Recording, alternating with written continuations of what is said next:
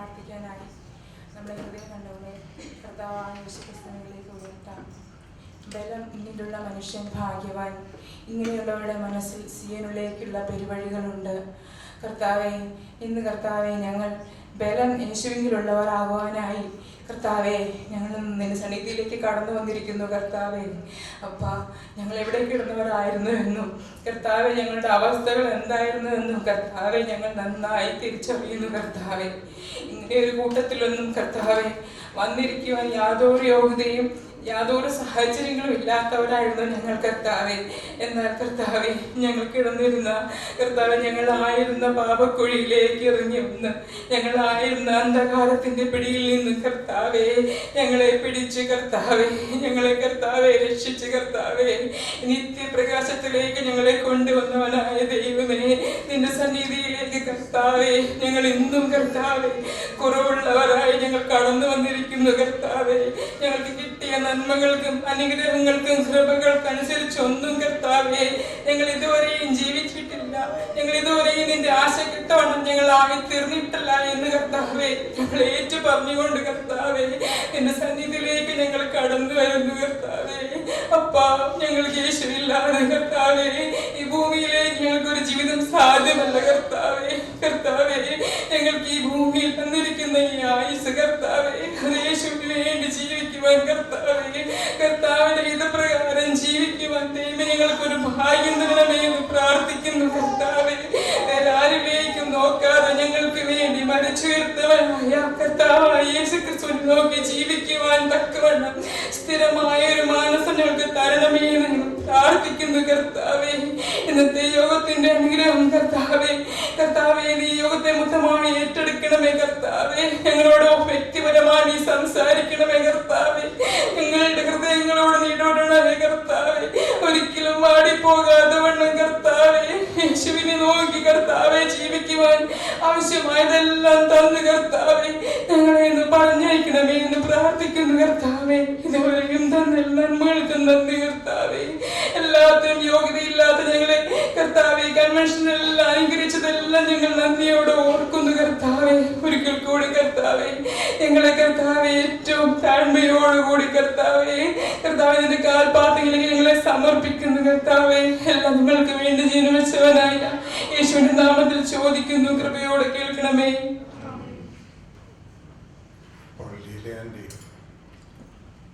നമ്മളുടെ പഠനത്തോട് ചേർന്ന് സംസാരിക്കുന്നതാണ്. വനിതകളുടെ പ്രവർത്തനങ്ങളും വനിതാ സമാജത്തിൽ എപ്രകാരം ആയിരിക്കണം എന്നുള്ള കാര്യങ്ങളൊക്കെയും തൻ്റെ ജീവിത അനുഭവത്തിൽ അനുഭവിച്ചതും അനുഭവിച്ചുകൊണ്ടിരിക്കുന്നതും അനേകർക്ക് അത് മാതൃകയായി കാണിച്ചു കൊടുത്തുകൊണ്ടിരിക്കുന്ന ആ അനുഭവം ഇപ്പോൾ നമ്മോട് പങ്കിടുന്നതാണ്. അതിനായി എൻ്റെ ക്ഷണിക്കുന്നു.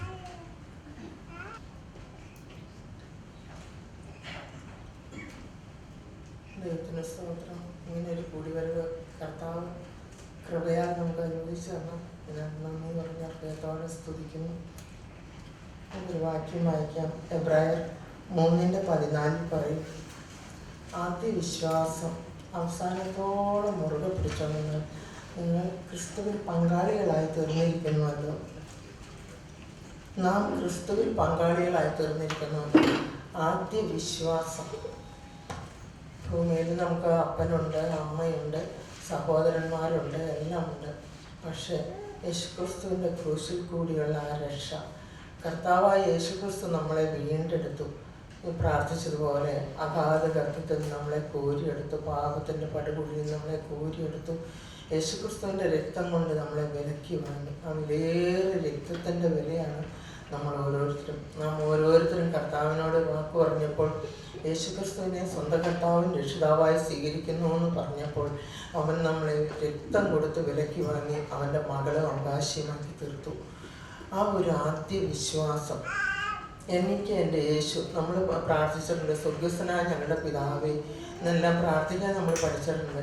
ഭൂമിയിൽ അപ്പനുണ്ട്, എന്നാൽ സ്വർഗത്തിലെ അപ്പനെ അപ്പായെന്ന് വിളിച്ചുകൊണ്ട് പ്രാർത്ഥിക്കാവുന്ന ഈ കൂട്ടായ്മയിൽ വന്നപ്പോഴാണ് എനിക്കൊക്കെ മനസ്സിലായത്.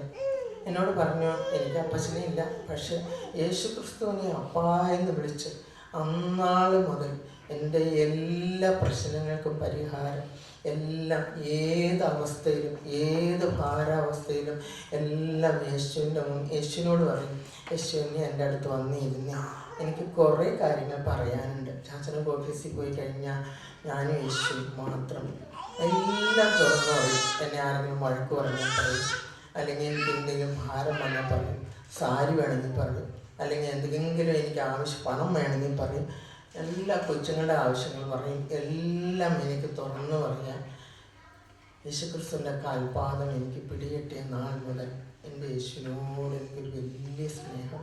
ഞാൻ പ്രാർത്ഥിക്കുമ്പോൾ കർത്താവ് അത് കേൾക്കുന്നു എന്നറിയണത്, ഞാൻ പ്രാർത്ഥിച്ച വിഷയങ്ങൾക്ക് കർത്താവ് എനിക്ക് മാറിൽ കൂടെയെങ്കിലുമൊക്കെ ഒരു മറുപടി തരുന്നതിന് അനുഭവിക്കാറുണ്ട്.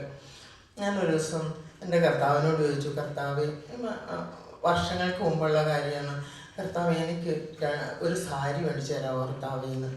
അപ്പോൾ ചാച്ചന് ഈ വീടിൻ്റെ തറയിടുന്ന സമയം ഞാൻ ചാച്ചനോട് എല്ലാ കാര്യം മെക്കാനിക്കലാക്കി അടിച്ചു ചോദിക്കുള്ളൂ. ഇപ്പോൾ വേണോ ലീലേന്ന് ചോദിച്ചു. വേണ്ടാന്ന് പറഞ്ഞു. കർത്താവിനോട് പറഞ്ഞു, എനിക്ക് വേണം കേട്ടോ കർത്താവേന്ന്. അത്ര ഒരു ഇൻറ്റിമസിയാണ് യേശുവിനോട്. അപ്പോൾ വീടൊക്കെ ഫൗണ്ടേഷനൊക്കെ ഇടുന്ന സമയമായതുകൊണ്ട് ഇപ്പോൾ വേണമെന്ന് ചോദിച്ചു. ഞാൻ പറഞ്ഞു വേണ്ടാന്ന്. പക്ഷെ യേശുവിനോട് പറഞ്ഞു വേണമെന്ന്. എൻ്റെ പ്രിയമുള്ളവരെ, ഞാൻ യേശുവിനോട് ആ ഒരു കാര്യങ്ങൾ സ്തോത്രത്തോടെ ദൈവത്തോട് പറഞ്ഞു. എന്താ അത്ഭുതമായിട്ട് ചാച്ചൻ്റെ ഒരു ഫ്രണ്ട് ജർമ്മനിയിൽ നിന്ന് വന്നപ്പോൾ 2 സാരി കൊണ്ട് തന്നു. അപ്പം എനിക്ക് ചിരി പിടിച്ചാൽ കിട്ടില്ല. 18 കൊല്ലം ഞാനത് ആ സാരി കൊടുത്താലും അതിൻ്റെ കളറ് മാറുമോ, അതിൻ്റെ ഒന്നും. അപ്പം ഞാൻ ഓർത്ത് ഇസ്രായേൽ ജനത്തിൻ്റെ കാല് വീങ്ങിയില്ല, ചെരുപ്പ് തേഞ്ഞില്ല എന്നൊക്കെ പറഞ്ഞാൽ ഈ വചനത്തിൽ എഴുതിയിരിക്കുന്നത് എത്ര സത്യമാണ്. നമ്മൾ പ്രാർത്ഥിച്ചിട്ട് അപ്പം തന്നെ കിട്ടിയില്ലെങ്കിൽ എന്താ, ദൈവം എല്ലാം കേൾക്കുന്നുണ്ട്. ദൈവം തൻ്റെ കുഞ്ഞുങ്ങളുടെ ആവശ്യങ്ങളെല്ലാം സ്തോത്രത്തോടെ അവൻ നമ്മൾക്ക് ചെവിചായ്ച്ച് കേൾക്കുന്ന ഒരു ദൈവമാണ്. അത് ദാവീദിന് നല്ലോണം അറിയാമായിരുന്നു. യഹോവയുടെ പ്രാർത്ഥനയും യാതനയും കേട്ടതുകൊണ്ട് ഞാനും എന്നെ സ്നേഹിക്കുന്നു, അവൻ തൻ്റെ ചെവി എങ്കിലേക്ക് ചായ്ച്ചതുകൊണ്ട് ഞാൻ ജീവകാലമൊക്കെയും അവനെ വിളിച്ചപേക്ഷിക്കും. ദാവീദിന് നല്ല പരിചയം. ഒരു ഇന്ത്യൻ പ്രധാനമന്ത്രിയുടെ ചെവിയും നമ്മുടെ അടുത്തേക്ക് ചാഞ്ഞു വരില്ല. നമ്മൾ ഒരു വളരെ കുലഹീനവും നികഷ്ടമായ നമ്മളാണെങ്കിലും ഒരു മനുഷ്യനും ഒരു മന്ത്രിയോ ഒന്നും നമ്മുടെ അടുത്തേക്ക് ചാഞ്ഞു വരില്ല. എന്നാൽ യേശുക്രിസ്തുവിൻ്റെ ചെവി, ഈ അഖിലാണ്ടത്തെ മെനഞ്ഞവനായ യേശുവിൻ്റെ ചെവി, ഈ പാവപ്പെട്ട നമ്മൾ വീട്ടിലിരുന്ന് പ്രാർത്ഥിക്കുമ്പോൾ എന്താ കുഞ്ഞിൻ്റെ ആവശ്യം എന്ന് പറഞ്ഞാൽ നമ്മുടെ ചെവിയോട് ചാഞ്ഞു വരുന്നൊരു ദൈവം. ആ യേശുക്രിസ്തുവിനോട് എന്ത് നമുക്ക് തുറന്നു പറയും. നമ്മുടെ ഭാരങ്ങൾ, നമ്മുടെ പ്രയാസങ്ങൾ, നമ്മുടെ ദുഃഖങ്ങൾ. ഇന്നലത്തെ ദുഃഖമല്ല ഇന്ന്. അത് പ്രിയമുള്ളവരെ, യേശുക്രിസ്തുവിനോട് ആ ബന്ധമുണ്ടെങ്കിൽ മാത്രമേ കുടുംബജീവിതം അനുഗ്രഹിക്കപ്പെടുകയുള്ളൂ.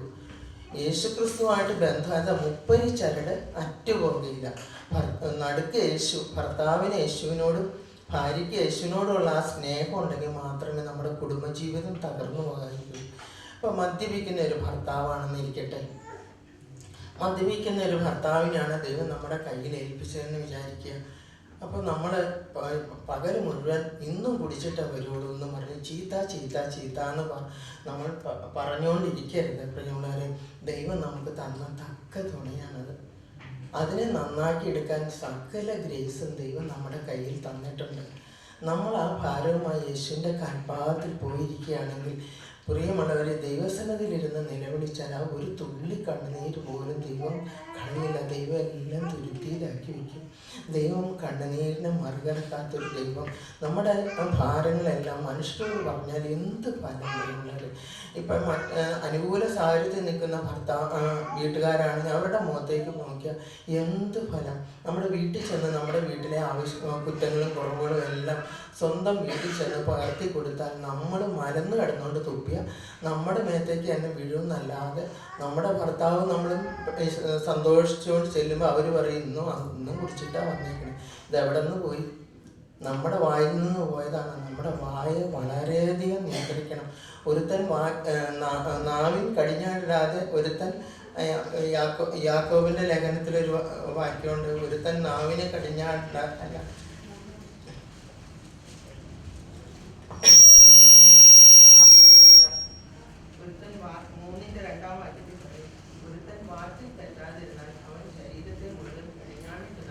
ശക്തിയുള്ള സൽഗുണ ബുദ്ധിയുള്ള പുരുഷനാകുന്നു. വാക്കിൽ തെറ്റാതിരുന്നാൽ എപ്പോഴും അനുഗ്രഹത്തിൻ്റെ വാക്കുകളെ നമ്മുടെ വായിൽ കൂടെ വരാവോട് പ്രിയമുള്ളവരെ. ഞാൻ ഓർക്കുന്നു, അച്ഛനൊക്കെ മദ്യപിച്ച് വരുന്ന സമയത്തെല്ലാം ഞാൻ കർത്താവിനോട് പറയും, കർത്താവെ കണ്ണുനീരോടെ പ്രാർത്ഥിക്കും. ഒരിക്കൽ പോലും ചാച്ചൻ്റെ അടുത്ത് വരുമ്പോൾ ഒരു മുഖം വെറുപ്പിക്കുകയോ ഇഷ്ടക്കുറവ് കാണിക്കുകയോ നീരസം കാണിക്കുകയോ വാശി പിടിക്കുകയോ ഒന്നും ഞാൻ ചെയ്തിട്ടില്ല. കാരണം ദൈവം എനിക്ക് കൃപ തന്നതുകൊണ്ട് എൻ്റെ കഴിവ് തന്നെ ഒന്നും സന്തോഷത്തോടെ ആ പുരുഷൻ്റെ സകല ഇഷ്ടങ്ങളും സന്തോഷത്തോടെ ചെയ്തു കൊടുക്കാൻ സകല കൃപകളും തരുന്ന ജീവനുള്ള ദൈവം തൻ്റെ കുഞ്ഞിനെ ഒരാളെ ഏൽപ്പിച്ചിട്ട് ദൈവം മാറി നിൽക്കുന്നു തോന്നുന്നു. ജീവിതം ക്രിസ്തുവിന് വേണ്ടി സമർപ്പിച്ച കുഞ്ഞ് ഒരു പ്രതികൂലത്തിൽപ്പെട്ടാൽ ദൈവം മാറി നിൽക്കുമോ പ്രിയമുള്ളവരെ? ഈ ഭൂമിയിലെ അപ്പൻ മാറി നിന്നാൽ പോലും യേശു ക്രിസ്തു മാറി നിൽക്കില്ല. സകല കൃപയും തന്ന് അവനെ സന്തോഷത്തോടെ ആ കുഞ്ഞിൻ്റെ മുഖം മാടാതെ നിർത്തുന്ന ഒരു ജീവനുള്ള ദൈവമുണ്ട്. ആ യേശുവിൻ്റെ മുമ്പിലിരുന്ന് കരഞ്ഞാൽ അവൻ തക്ക സമയത്ത് അവൻ്റെ സമയത്ത് പ്രവർത്തിക്കുമ്പോൾ അത് നമുക്ക് ഏറ്റവും അനുഗ്രഹമായിരിക്കും. നമ്മൾ ഭാര്യയും ഭർത്താവും ഒരുമിച്ചിരുന്ന് ഇപ്പം നമ്മൾ പ്രാർത്ഥിക്കുന്ന ഒരു ഭാര്യ വീട്ടിലുണ്ടെങ്കിൽ അതൊരു AC റൂമാണെന്ന് പറയുന്നത്. നമ്മൾ വല്ലാതെ മദ്യപിച്ചൊക്കെ വരുന്ന സമയത്തും നമ്മുടെ മുഖം നല്ല പ്ലസൻ്റായിട്ടിരുന്നാൽ ആ മനുഷ്യന് തന്നെ സന്തോഷമായിരിക്കും. നമ്മൾ ഉപദ്രവിക്കുകയോ വഴക്ക് പറയുകയോ ഒന്നും ചെയ്യില്ല. പറയുന്നവരെ നമ്മളാണ് മാറേണ്ടത്. അതാണ് 1 പത്രോസ് 3:1 പറയുന്നത്, ഭാര്യമാരെ നിങ്ങളുടെ ഭർത്താക്കന്മാർക്ക് കീഴടങ്ങിയിരിപ്പിൻ, അവരിൽ വല്ലവരും വചനമനുസരിക്കാത്ത പക്ഷം ഭയത്തോടുകൂടി നിങ്ങളുടെ നിർമ്മലമായ നടപ്പ് കണ്ട് അറിഞ്ഞ് വചനം കൂടാതെ ഭാര്യമാരുടെ നടപ്പിനാൽ ചേർന്നവരുവാൻ നമ്മളുടെ സ്വഭാവമാണ് മാറേണ്ടത്. ഒരമ്മ, നമ്മുടെ വീട്ടിലെ സുവിശേഷകന്മാരെന്ന് പറയുന്നത് അപ്പനും അമ്മയാണ്. അപ്പനും അമ്മയും പ്രാർത്ഥിക്കുകയില്ല, ജാഗരിക്കുകയില്ല, ഒറ്റയ്ക്കിരുന്ന് പ്രാർത്ഥിക്കുകയില്ല, ഒറ്റയ്ക്ക് യേശുവിനോട് മുമ്പിൽ കരയണ കാണാത്ത മക്കൾ പ്രാർത്ഥിക്കുമോനെ എന്ന് പറഞ്ഞാൽ ഒരിക്കലും പ്രാർത്ഥിക്കില്ല. കാരണം സുവിശേഷം എന്ന് പറഞ്ഞാൽ വീട്ടിലെ സുവിശേഷകരാണ് അപ്പനെയും അമ്മയും. അവരിൽ കാണാത്ത ഒന്നും പിള്ളേരിൽ കിട്ടുമെന്ന് നമ്മൾ ഓർക്കരുത്.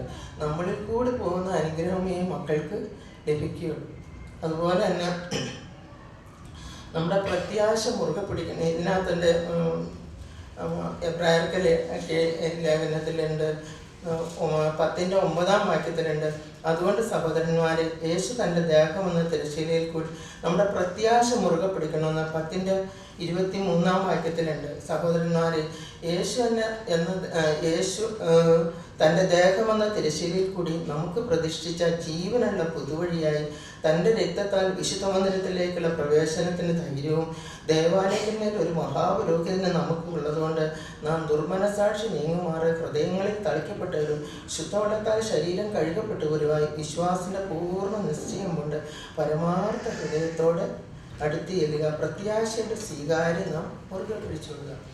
യേശുക്രിസ്തു എന്ന മഹാപുരോഹിതൻ നമുക്ക് വേണ്ടി തകർക്കപ്പെട്ടുകൊണ്ട് ക്രൂശിൽ പിടഞ്ഞ് അവസാനത്തുള്ള രക്തം വരെയും ഈ പാപിയായി എനിക്ക് വേണ്ടി ഊറ്റി തന്നതുകൊണ്ട് പ്രിയമുള്ളവരെ, അവൻ ജീവനുള്ള ഒരു പുതുവഴി നമുക്ക് സൃഷ്ടിച്ചു. അവൻ്റെ രക്തത്താൽ വിശുദ്ധ മന്ദിരത്തിലേക്കുള്ള ഒരു പ്രവേശനം നമുക്ക് കിട്ടിക്കഴിഞ്ഞു. നമുക്കൊരു മഹാപുരോഹിതൻ, ദേവാലയത്തിന്മേലൊരു മഹാപുരോഹിതൻ അല്ലേ? എബ്രായർ 4:15 പറയും, നമുക്കുള്ള മഹാപുരോഹിതൻ നമ്മുടെ ബലഹീനതകളിൽ സഹതാപം കാണിപ്പാൻ കഴിയാത്തവനല്ല, പാപം ഒഴികെ സർവ്വത്തിലും നമുക്ക് തുല്യമായി പരീക്ഷിക്കപ്പെട്ടവനത്രേ നമുക്കുള്ളത്. അതുകൊണ്ട് കരുണ ലഭിപ്പാനും സമയത്ത് സഹായത്തിനുള്ള കൃപ പ്രാപിപ്പാനുമായി നാം ധൈര്യത്തോടെ കൃപാസനത്തിനടുത്ത് ചെല്ലുക. എല്ലാ ആവശ്യങ്ങളും പറഞ്ഞു. യേശുക്രിസ്തുവിൻ്റെ ഒരു പാപം നമ്മുടെ ജീവിതത്തിൽ വന്നാൽ എന്ത് ചെയ്യണം? യേശുവിനോട് പറയണം, യേശുവെ തെറ്റുപറ്റി പോയിട്ട്. അപ്പം നമ്മൾ സ്ത്രീകളാണ്. കുഞ്ഞുങ്ങളെ വളർത്തുമ്പോൾ ഏതെങ്കിലും കുഞ്ഞ് വീഴാതെ വളർന്നിട്ടുണ്ടോ?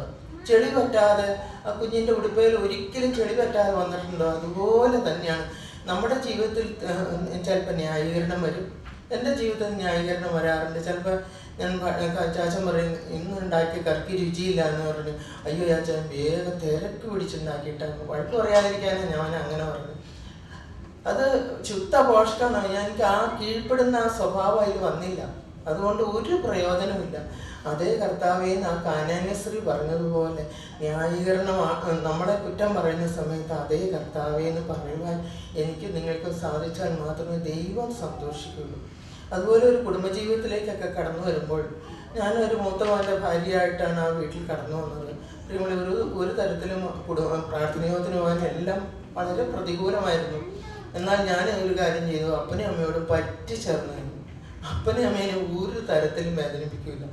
അവരുടെ സകല ആവശ്യങ്ങളും ഞാൻ എല്ലാം ചെയ്തു കൊടുക്കും. അപ്പച്ചനെ ആണെങ്കിൽ രാവിലെ എഴുന്നേറ്റ് കിടക്കയൊക്കെ കുടഞ്ഞു വെച്ച്, ചെരുപ്പൊക്കെ തുടച്ച് വെച്ച്, ബാഗൊക്കെ തുടച്ച് വെച്ച്, മേശയൊക്കെ തുടച്ച് വെക്കും. അമ്മച്ചിയുടെ കൂടെ എല്ലാ ജോലിയും ചെയ്തിട്ടാണ് സെക്കൻഡ് സാറ്റർഡേ യോഗത്തിന് പൊക്കോട്ടേമെന്ന് ചോദിക്കുന്നത്.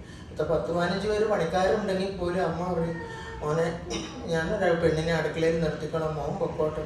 പക്ഷെ എൻ്റെ ചാച്ചനോട് പിന്നെ ചെന്ന് ചോദിക്കണം. സെക്കൻഡ് സാറ്റർഡേ അവധി ഞങ്ങൾ ആലുവ കോർപ്പറേറ്റ്സിൽ നിന്നൊക്കെ വീട്ടിൽ വരുമ്പോൾ ചാച്ചനോട് ചോദിക്കണം.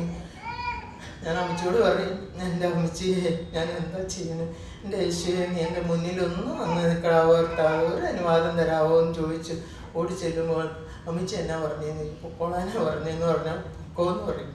കേട്ട വശം കേൾക്കാത്ത വശം ഞാൻ എടുത്തു വെച്ച് ഓടുമായിരുന്നു. കാരണം എനിക്കറിയാം എൻ്റെ കർത്താവ് തന്ന അവസരമാണ്. യേശുവിനോട് പറ്റിച്ചേർന്നാൽ ദൈവം നമ്മളെ ഏൽപ്പിച്ച മാതാപിതാക്കളെ ദുഃഖിപ്പിക്കരുത്, ഒരു തരത്തിലും ദുഃഖിപ്പിക്കരുത്. നമ്മൾ സ്ത്രീകളാണ്. കാരണം നമ്മൾ മക്കളെ വളർത്തുന്നവരല്ലേ പ്രിയമുള്ളവർ. മക്കളെ വളർത്തി വലുതായി അവർക്ക് ഒരു വിവാഹം കൊടുക്കുമ്പോൾ അവർ സകല സ്ഥലങ്ങളിലും പോയി നോക്കി നമ്മളെ കണ്ടെത്തി എൻ്റെ കുഞ്ഞിനെ നല്ല സ്ത്രീയാണെന്ന് അവർ മാറിയിരിക്കണം. അന്നുമുള്ള സ്നേഹം മുഴുവൻ കിട്ടുന്ന ആർക്കാ? നമുക്ക് വളർത്തിയതാരാ? അവരുടെ അപ്പനമ്മ എത്ര മദ്യപിക്കുന്നു, ഭർത്താവട്ടെ അമ്മയാവട്ടെ ചീത്ത അമ്മയാവട്ടെ, അവർ തമ്മിൽ ബന്ധപ്പെട്ടിട്ടുണ്ടായ കുഞ്ഞാണ്. അതിൻ്റെ അന്ന് വിവാഹം കഴിഞ്ഞ് അന്ന് മുതലുള്ള സ്നേഹവും തലോടലും എല്ലാം കിട്ടുന്നത് നമുക്കാണ്. അവർ പുറകെ നിന്ന് കണ്ടു നിൽക്കുക, അവരെ നോക്കണം, മാതാപിതാക്കളെ നോക്കണമോ? അവരത്രയും വളർത്തിയത് കുളിപ്പിച്ചത് എല്ലാം മാതാപിതാക്കളാണ്. നമ്മൾ വലുതായി ശമ്പളം കിട്ടി എല്ലാം കഴിയുമ്പോൾ നമ്മുടെ കയ്യിലായിട്ടന്നെ അവരെ നോക്കണമോ? പിള്ളേരെ പൊന്നുപോലെ നോക്കിയാൽ തലമുറ അനുഗ്രഹിക്കും. അതുപോലെ നമുക്കൊക്കെ ശമ്പളം, നിങ്ങൾക്കൊക്കെ ശമ്പളം കിട്ടുമ്പോൾ പ്രായമുള്ള അപ്പനും അമ്മയ്ക്ക് ആണെങ്കിൽ കുറച്ച് രൂപയൊക്കെ കൊണ്ട് കൊടുക്കണം, അമ്മയ്ക്കൊക്കെ കൊടുക്കണം. അമ്മ എന്ത് വേണമെങ്കിലും ചെയ്തു, എന്ത് ചെയ്തു എന്ന് ചോദിക്കരുത്. കാരണം എന്നാ, അവരുടെ ഉള്ളം തടുപ്പിച്ചാൽ നമുക്ക് തന്നെ സന്തോഷം. സ്നേഹം വിതച്ചാൽ സ്നേഹം കൊയ്തെടുക്കാം. അതുപോലെ വാർദ്ധക്യമുള്ള മാതാപിതാക്കളെ നോക്കും. ഞാൻ ഓർക്കാൻ എൻ്റെ വിവാഹം കഴിഞ്ഞിട്ട് ആദ്യത്തെ ദിവസം ഞാൻ എഴുന്നേക്കാൻ വൈകി. ഒരാഴ്ച കഴിഞ്ഞപ്പോൾ 2-3 ദിവസം കഴിയുമ്പോൾ ഞാൻ പ്രാർത്ഥിക്കാൻ എണിച്ചില്ല, ഉറങ്ങിപ്പോയി. അപ്പോൾ അപ്പച്ചനും അമ്മച്ചിയും പ്രാർത്ഥന കഴിഞ്ഞു. അപ്പോൾ ഞാൻ വലിയ പ്രാർത്ഥനക്കാരത്തിയാണെന്ന് പറഞ്ഞ് കെട്ടിക്കൊണ്ടുവന്നിട്ട് ഞാൻ എഴുന്നേറ്റ് വന്നില്ല. ഞാൻ അമ്മയോട് ചോദിച്ചു, അമ്മ പ്രാർത്ഥിച്ചോ? അപ്പോൾ കേട്ടില്ലേന്ന് ചോദിച്ചു. ഞാൻ കേട്ടില്ല. അപ്പച്ചൻ പള്ളി കഴിഞ്ഞ് ഞാൻ ചോദിച്ചു, അപ്പച്ചൻ പ്രാർത്ഥിച്ചു. എന്നെ അപ്പച്ചൻ എന്താ വിളിക്കാഞ്ഞ്? നാളെ പോലെ എന്നെ വിളിക്കണം കേട്ടോ അപ്പച്ചൻ. 5:30 ആകുമ്പോൾ കറക്റ്റ് ലീലേന്ന് പറഞ്ഞ് വിളിച്ചേച്ച് പ്രാർത്ഥിക്കാൻ. ഒരു ആചാര പ്രാർത്ഥനയാണ്, നമ്മുടെ പ്രാർത്ഥനയാണ്, പക്ഷെ ഞാൻ അതിൽ സഹായിക്കുമായിരുന്നു. അപ്പം അങ്ങനെ എല്ലാത്തിലും ഇവരോട് ചേർന്ന് ഒരു തെറ്റ് വന്നാൽ എൻ്റെ അമ്മച്ചിയോട് ഞാൻ പറഞ്ഞിട്ടുണ്ട്, അമ്മച്ചിക്ക് 2 ആൺകുട്ടികൾ മാത്രമേ ഉള്ളൂ. ഇപ്പം എന്നെ അതുപോലെ സ്നേഹിച്ച എന്നിൽ പല തെറ്റും കുറ്റവും ഒക്കെ വരും. എനിക്ക് പറഞ്ഞു തന്നെ കേട്ടോ, നേരെ ചാച്ചനോട് ചെന്ന് പറയായിരുന്നു. അമ്മച്ചി എന്ത് കുറ്റമുണ്ടെങ്കിലും എന്നോട് പറഞ്ഞു തന്നെന്ന് പറഞ്ഞാൽ എൻ്റെ അമ്മച്ചി പറഞ്ഞു, മോനെ എൻ്റെയും ജീവിതത്തിൽ പല കുറ്റങ്ങളും കുറവുകളും മോനെ എനിക്കും പറഞ്ഞു തന്നു. പ്രിയമുള്ളവർ, എന്ത് കുറ്റവും വന്നാലും എൻ്റെ ചാച്ചൻ പോലും അറിയില്ല. നീ ഒരു ഉദാഹരണം പറയാം. എൻ്റെ ഒരു ദിവസം 10-15 പേര് പണിക്കാരുണ്ട്. പണിക്കാർ അമ്മച്ചി വലിയൊരു കലത്തിൽ സാമ്പാറൊക്കെ ഉണ്ടാക്കി അടുപ്പത്ത് വെച്ചിട്ട് പോയി. മോനൊന്ന് തിളപ്പിച്ച് വാങ്ങി വെച്ചേക്കണം കേട്ടോ. എനിക്കാണെങ്കിൽ ഉറക്കം വന്നിട്ട് ഞാനൊന്ന് കിടന്ന് ഉറങ്ങിപ്പോയി. ഹീറ്ററിൽ വെച്ച് എല്ലാം കാത്തു പിടിച്ച് പാത്രവും കത്തി എല്ലാം കഴിഞ്ഞു. ഈ 10-15 പേര് പണിക്കാർ പണി കഴിഞ്ഞ് വന്നപ്പോൾ അമ്മ നോക്കിയിട്ട് ഞാൻ ചാടി എഴുന്നേറ്റ് കത്തിപ്പോയി. ഇനിയിപ്പോൾ എന്ത് ചെയ്യാൻ പറ്റും? കറിയാവില്ല. കറിമാങ്ങി ഏതാണ്ടൊക്കെ കൊടുത്തു, അമ്മച്ചി കൊടുത്തു, അപ്പച്ചനും അതൊക്കെ കൊടുത്തു. അപ്പോൾ ആ പണിക്കാർ ചോദിക്കണ്ടേ എന്തോ കറിയൊന്നും ഉണ്ടാക്കാൻ, ഇന്ന് ലീലപ്പുള്ള ഉറങ്ങിപ്പോയോ എന്നൊക്കെ ചോദിച്ചു. അമ്മച്ചി ഒന്നും വേണ്ടിയില്ല. അപ്പം ഞാൻ ഓർത്ത് എല്ലാം കഴിയുമ്പോൾ എന്നെ വഴക്ക് പറയുമെന്ന് ഞാൻ ഓർത്തു. അമ്മച്ചി നെല്ല് പെരയുടെ അവിടെ കൊണ്ടുവന്ന് മൂടി വെച്ചിട്ട് പണിക്കാർക്ക് കൊടുത്തു പോയി കഴിഞ്ഞപ്പോൾ അതെല്ലാം പശുവിൻ്റെ പാത്രത്തിൽ കൊണ്ടുവന്നിട്ട് അതെല്ലാം തേച്ച് കഴുകി വെയിലത്ത് വെച്ച് ഉണക്കിയെടുത്തു. ഞാൻ ഓർത്തു, ദൈവമേ, ഒരക്ഷരം പോലും എന്നോട് പറഞ്ഞില്ല, വഴക്ക് പറഞ്ഞില്ല. എന്നിൽ നിന്ന് സ്നേഹം കുത്തി ഒഴുകിയത് ഞാൻ അനുഭവിക്കുന്നു. എല്ലാത്തിനും ചറപറ എന്ന് കുറ്റം പറഞ്ഞാൽ ആരും നന്നാവില്ല. ഒരു ബലഹീന വശത്തിൽ താങ്ങണം. എൻ്റെ അമ്മച്ചി, ചാച്ചൻ്റെ അമ്മച്ചി പറയുമായിരുന്നു, മോനെ എൻ്റെ കുടുംബജീവിതത്തിൽ എനിക്ക് ഒരു സുഖവും കിട്ടിയിട്ടില്ല, എൻ്റെ മക്കൾക്ക് അത് വരരുന്നൊരു നിർബന്ധം ഉണ്ടായിരുന്നു. പ്രിയമുള്ളവരെ, നമുക്കുണ്ട്. നമ്മൾ ഈ യോഗത്തിനൊക്കെ പോകണം, മാതാപിതാക്കളുണ്ട്, നിങ്ങളൊക്കെ കൊച്ചു പിള്ളേരാണ്, പക്ഷെ നമ്മളതെല്ലാം പഠിച്ചിരിക്കണം. പ്രിയമുള്ളവരെ, ഞാൻ ഓർക്കുന്ന എൻ്റെ അമ്മച്ചിയും ഞാനിങ്ങനെ 2 വിരൽ ചേർന്ന് നിൽക്കുന്നുണ്ട്. പ്രിയമുള്ളവർ, ഒരിക്കലും ഒരു വഴക്കുണ്ടാക്കിയതായിട്ട് അറിയില്ല. പ്രിയമുള്ളവർ, എൻ്റെ വീട്ടിൽ വെച്ച് എൻ്റെ അമ്മ എപ്പോഴും പറയാറ്, നീ പണിയൊന്നും പഠിച്ചില്ലെങ്കിൽ നിൻ്റെ അമ്മായിയമ്മ നിന്നെ അങ്ങനെ ചെയ്യും ഇങ്ങനെ ചെയ്യും എന്നൊക്കെ പറയുമായിരുന്നു. ഞാൻ ഇപ്പം എൻ്റെ 5 സഹോദരങ്ങളുടെ ഒരു ചേച്ചി ഉണ്ടായിരുന്നു. ഈ ഞാഞ്ഞമാരൊക്കെ കേൾക്കണോണ്ട് ഞാൻ പറയും, അമ്മ കണ്ടോ എൻ്റെ അമ്മായിയമ്മ ഞാനിവിടെ കൂട്ടുകാരിയായിരിക്കും.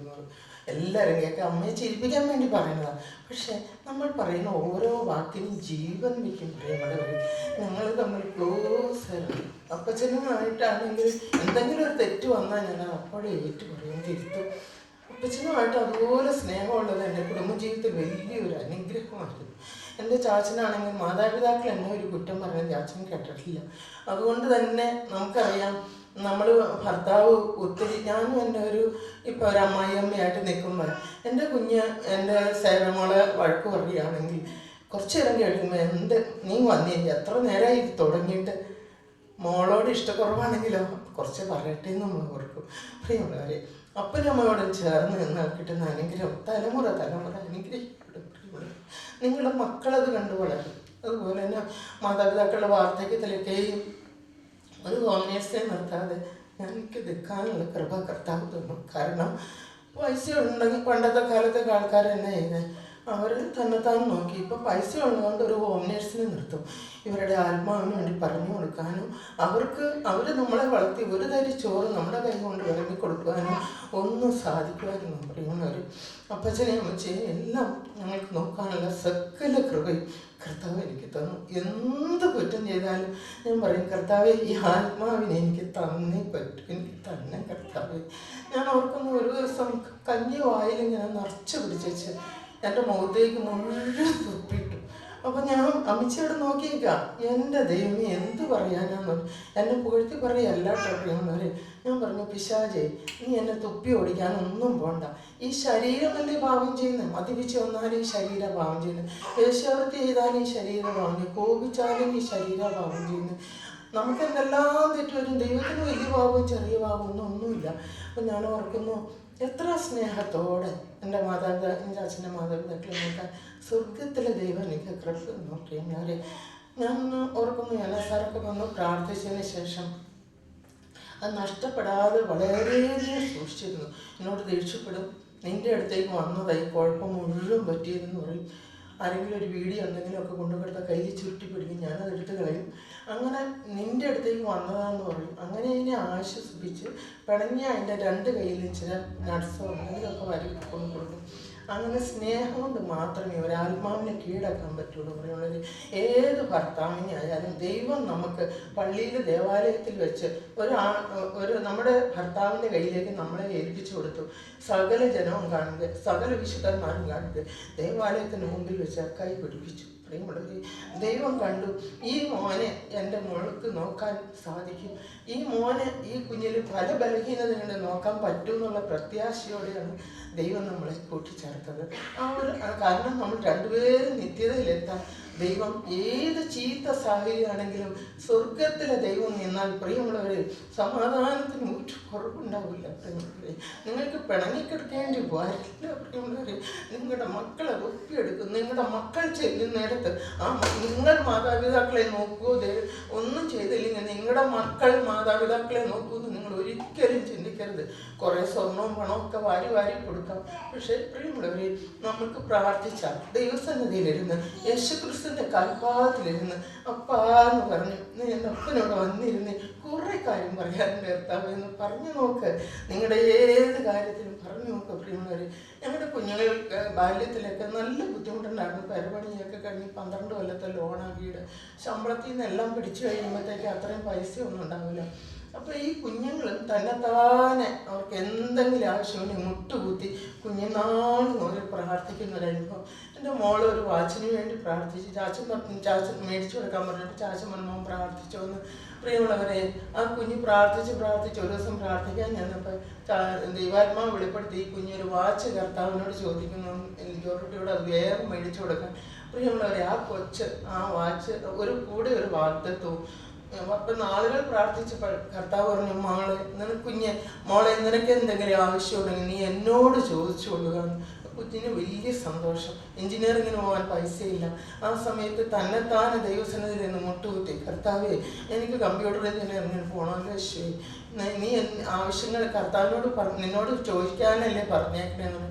ആ കുഞ്ഞുങ്ങൾക്കും നമ്മൾ ആ ഒരു തന്നെത്താൻ നിന്നുള്ള പേഴ്സണൽ പ്രെയർ ആ കുഞ്ഞുങ്ങൾ ബാല്യം മുതലേ പഠിക്കുവാൻ ഈ കൂട്ടായ്മയിൽ വന്ന് വചനം കേട്ടതുകൊണ്ട് ദൈവം ഇടയാക്കി. പ്രിയമുള്ളവരെ, നമ്മൾക്കില്ലാത്ത ഭക്തി നമ്മുടെ മക്കൾക്ക് ഉണ്ടാകുമെന്ന് ഒരിക്കലും പ്രതീക്ഷിക്കരുത്. നമ്മൾ പറയുന്ന ഓരോ വാക്കുകളും കുഞ്ഞുങ്ങൾ ഒപ്പിയെടുക്കും. നമ്മുടെ ഭാര്യയും ഭർത്താവും തമ്മിലുള്ള പെരുമാറ്റം എല്ലാം കുഞ്ഞുങ്ങൾ ഒപ്പിയെടുക്കും. പ്രിയമുള്ളവരെ, അത് എൻ്റെ മോളുടെ വിവാഹം കഴിഞ്ഞപ്പോൾ കർത്താവ് തന്ന വാച്ചെന്നാണ് പറഞ്ഞത്. എന്തെല്ലാം സാധനങ്ങൾ നമ്മൾ മറ്റുള്ളവർക്ക് മേടിച്ചു കൊടുക്കുന്നുണ്ട്.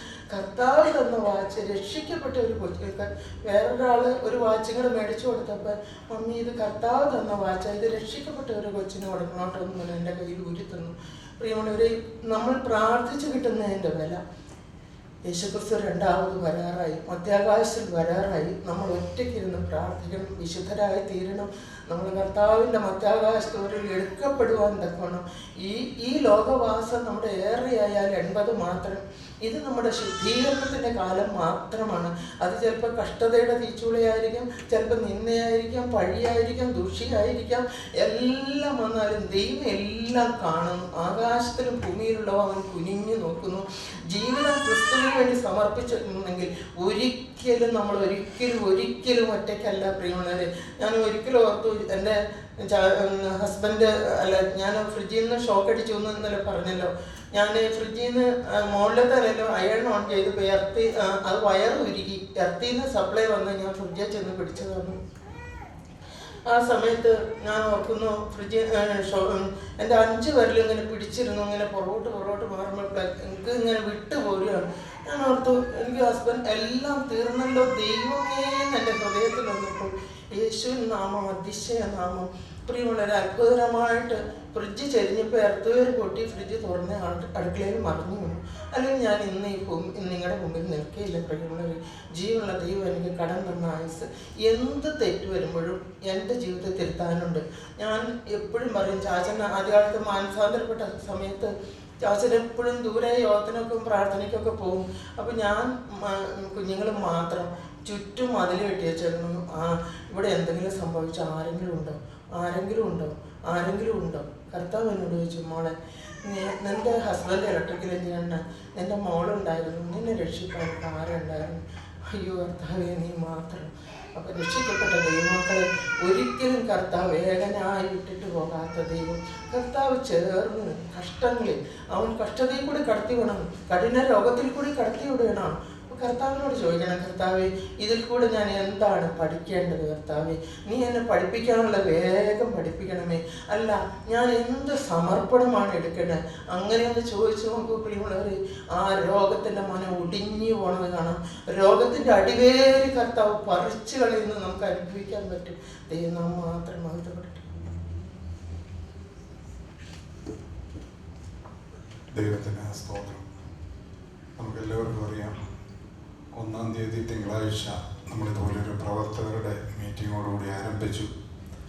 ഈ കഴിഞ്ഞ 7 ദിവസം കൺവെൻഷനോടനുബന്ധിച്ച് ഓരോ സ്ഥലങ്ങളിലും നമുക്ക് കർത്താവ് അനുഗ്രഹിക്കപ്പെട്ട ശുശ്രൂഷകളെ ഒരുക്കി തന്നു. ഈ ദിവസങ്ങളെല്ലാം സ്വർഗത്തിൻ്റെ ആലോചന നമുക്ക് ലഭിച്ചുകൊണ്ടിരിക്കുകയായിരുന്നു. നമ്മളതിൻ്റെ അവസാന ദിവസത്തിലേക്ക് കടന്നു വന്നിരിക്കുകയാണ്. ഇപ്പോൾ ബഹുമാനപ്പെട്ട UTR സാർ നമ്മളോട് സംസാരിക്കും. അതിനുശേഷം സാറും ലീലാൻ്റെയും കൂടെ നേരെ എയർപോർട്ടിലേക്ക് പോവുകയാണ്. രാത്രി 9:30-ക്കുള്ള ഫ്ലൈറ്റിന് ദൈവമക്കൾ നാട്ടിലേക്ക് കടന്നു പോകുന്നു. നമ്മൾ പ്രത്യേകമായിട്ട് ഓർക്കുക, പ്രാർത്ഥിക്കുക. ഇന്ന് ഈ സമയം വീണ്ടും നമുക്ക് സ്വർഗത്തിൻ്റെ ആലോചന, എന്തെല്ലാം അനുഗ്രഹങ്ങളാണ് ലഭിക്കേണ്ടത്, നമ്മുടെ പ്രാർത്ഥനയോടുകൂടി ഇരിക്കുക. വിശേഷാല് സ്ത്രീകളെ മുൻപോട്ട് ഈ ദേശത്തെ ആത്മീയമായിട്ട് എപ്രകാരം പ്രവർത്തിക്കണം, എപ്രകാരം ആയിരിക്കണം, ആത്മീയമായ ശുശ്രൂഷയിൽ എപ്രകാരം ശക്തിപ്പെട്ട് ബലപ്പെട്ട് നിൽക്കാം, ഈ കാര്യങ്ങളെല്ലാം ലഭിക്കുവാനായിട്ട് പ്രാർത്ഥനയോടുകൂടി ആയിരിക്കണം. ഇപ്പോൾ വചന ശുശ്രൂഷയ്ക്കായിട്ട് ബഹുമാനപ്പെട്ട UTR സാറിനെ ക്ഷണിക്കണം.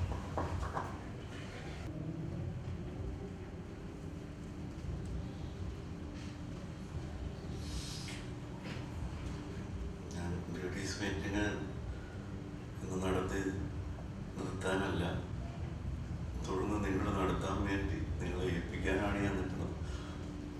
ഞാൻ ലേഡീസ് മീറ്റിംഗ് നടത്താൻ വേണ്ടി നിൽക്കുമല്ല, നിങ്ങളിത് നടത്തണം എന്ന് നിങ്ങളെ ഏൽപ്പിക്കാൻ വേണ്ടിയാണ് ഞാൻ നിൽക്കുന്നത്. കാരണം ലേഡീസ് മീറ്റിംഗ് നടന്നാൽ മാത്രമേ ദേശത്ത് കൂട്ടായ്മ സജീവമായിട്ട് പോകുള്ളൂ. ഈ വലിയ മിനിസ്ട്രികൾ നടത്തിയ ചാൾസ് സ്പർജൻ, അതുപോലെ വില്യം കേറി, ഇവരൊക്കെ അവരുടെ പവർ ഹൗസ് എന്ന് പറഞ്ഞിട്ട്, അവരുടെ വലിയ കേന്ദ്രത്തിൽ പവർ ഹൗസ് എന്ന് പറഞ്ഞിട്ട് സ്ഥലമുണ്ടെന്ന് അവർ പറയും. പവർ ഹൗസ് എന്ന് പറയുന്നത് അവരുടെ ആ സ്ഥലത്ത് പ്രാർത്ഥിച്ചിരിക്കുന്ന ഏതാനും സ്ത്രീകളുണ്ടാകും. അവിടെ പ്രാർത്ഥിച്ചിരിക്കുന്ന ആ ശുശ്രൂഷകന് വേണ്ടി പ്രാർത്ഥിച്ചിരിക്കുന്ന ഏതാനും സ്ത്രീകൾ അവിടെ ഉണ്ടാവും. ആ സ്ത്രീകളാണ് ഇതിൻ്റെ പവർ ഹൗസ് എന്ന് പറയുന്നത്. ഈ നവീകരണ പ്രസ്ഥാനമായാലും ഇംഗ്ലണ്ടിലെല്ലാം വെയിൽസിലെല്ലാം ഓരോ ഉണ്ടായത് 2-3 സ്ത്രീകളാണ്. അവരിങ്ങനെ പ്രാർത്ഥിക്കാൻ തുടങ്ങി, അവരിങ്ങനെ കൂടി പ്രാർത്ഥിക്കാൻ തുടങ്ങി. അവരുടെ പ്രാർത്ഥനയുടെ ഫലമായിട്ടാണ് ഇംഗ്ലണ്ടിൽ സുവിശേഷം പെടുന്നതൊക്കെ. പൗലോസ്ലീഹ മിഷണറി വേലയ്ക്ക് പോയിട്ട് യൂറോപ്പിൽ ആദ്യം മാനസാന്തരപ്പെട്ടതാരാ? ഒരു സ്ത്രീയുടെ ഹൃദയമാണ് ആദ്യം തുറന്നത്. അങ്ങനെയാണ് യൂറോപ്പ് മുഴുവൻ സുവിശേഷത്തിലേക്ക് എത്തുന്നത്. ഒരു സ്ത്രീയുടെ ഹൃദയമാണ് ദൈവം തുറന്നു കൊടുത്തു, ഒരു സ്ത്രീയുടെ ഹൃദയം. അപ്പോൾ ഈ സുവിശേഷകരെയും സ്ത്രീകളും തമ്മിൽ അതുപോലൊരു ബന്ധമുണ്ട്. അവരുടെ ഹൃദയമാണ് ദൈവം തുറന്നു കൊടുക്കുക. ദൈവം സൃഷ്ടിച്ചു, ദൈവത്തിൻ്റെ സൃഷ്ടിയിൽ ദൈവം കൊടുത്തിരിക്കുന്ന പ്രത്യേകതയാണത്. നിങ്ങളുടെ ഹൃദയമാണ് ദൈവത്തിന് തുറന്നു തരാൻ ഏറ്റവും എളുപ്പം. അതുകൊണ്ട് തന്നെ പിശാചിന് നോട്ടം വെച്ചേക്കുന്ന ആരെയാണ്? ദൈവം ഏറ്റവും കൂടുതൽ ആത്മീയമായി പ്രയോജനപ്പെടുത്താൻ ദൈവം ഉദ്ദേശിക്കുന്നത് സ്ത്രീകളെയാണ്. അതുകൊണ്ട് തന്നെ പിശാചും ഏറ്റവും കൂടുതൽ നോട്ടം വയ്ക്കുന്നത് സ്ത്രീകളെ തന്നെ. അതാണ് നിങ്ങൾ ആദ്യം ഒന്ന് പഠിക്കേണ്ടത്, ആദ്യം പഠിക്കേണ്ടതാണ്. അതുപോലെ നമ്മുടെ നാട്ടിലൊരു എഴുത്തുകാരി അരുന്ധതി റിയാത്ത് ഒരു നല്ല കേൾക്കാനുള്ളതെന്നൊരു വാക്ക് എഴുതി. തീ വന്ന് വിറകിനോട് ചോദിച്ചു ഒരവസരം തരാമോ എന്ന് ചോദിച്ചു. തീ വന്ന് വിറകിനോട് ചോദിച്ചു ഒരു അവസരം തരാമോ എന്ന് ചോദിച്ചു. കൊടുത്താൽ തോറ്റും.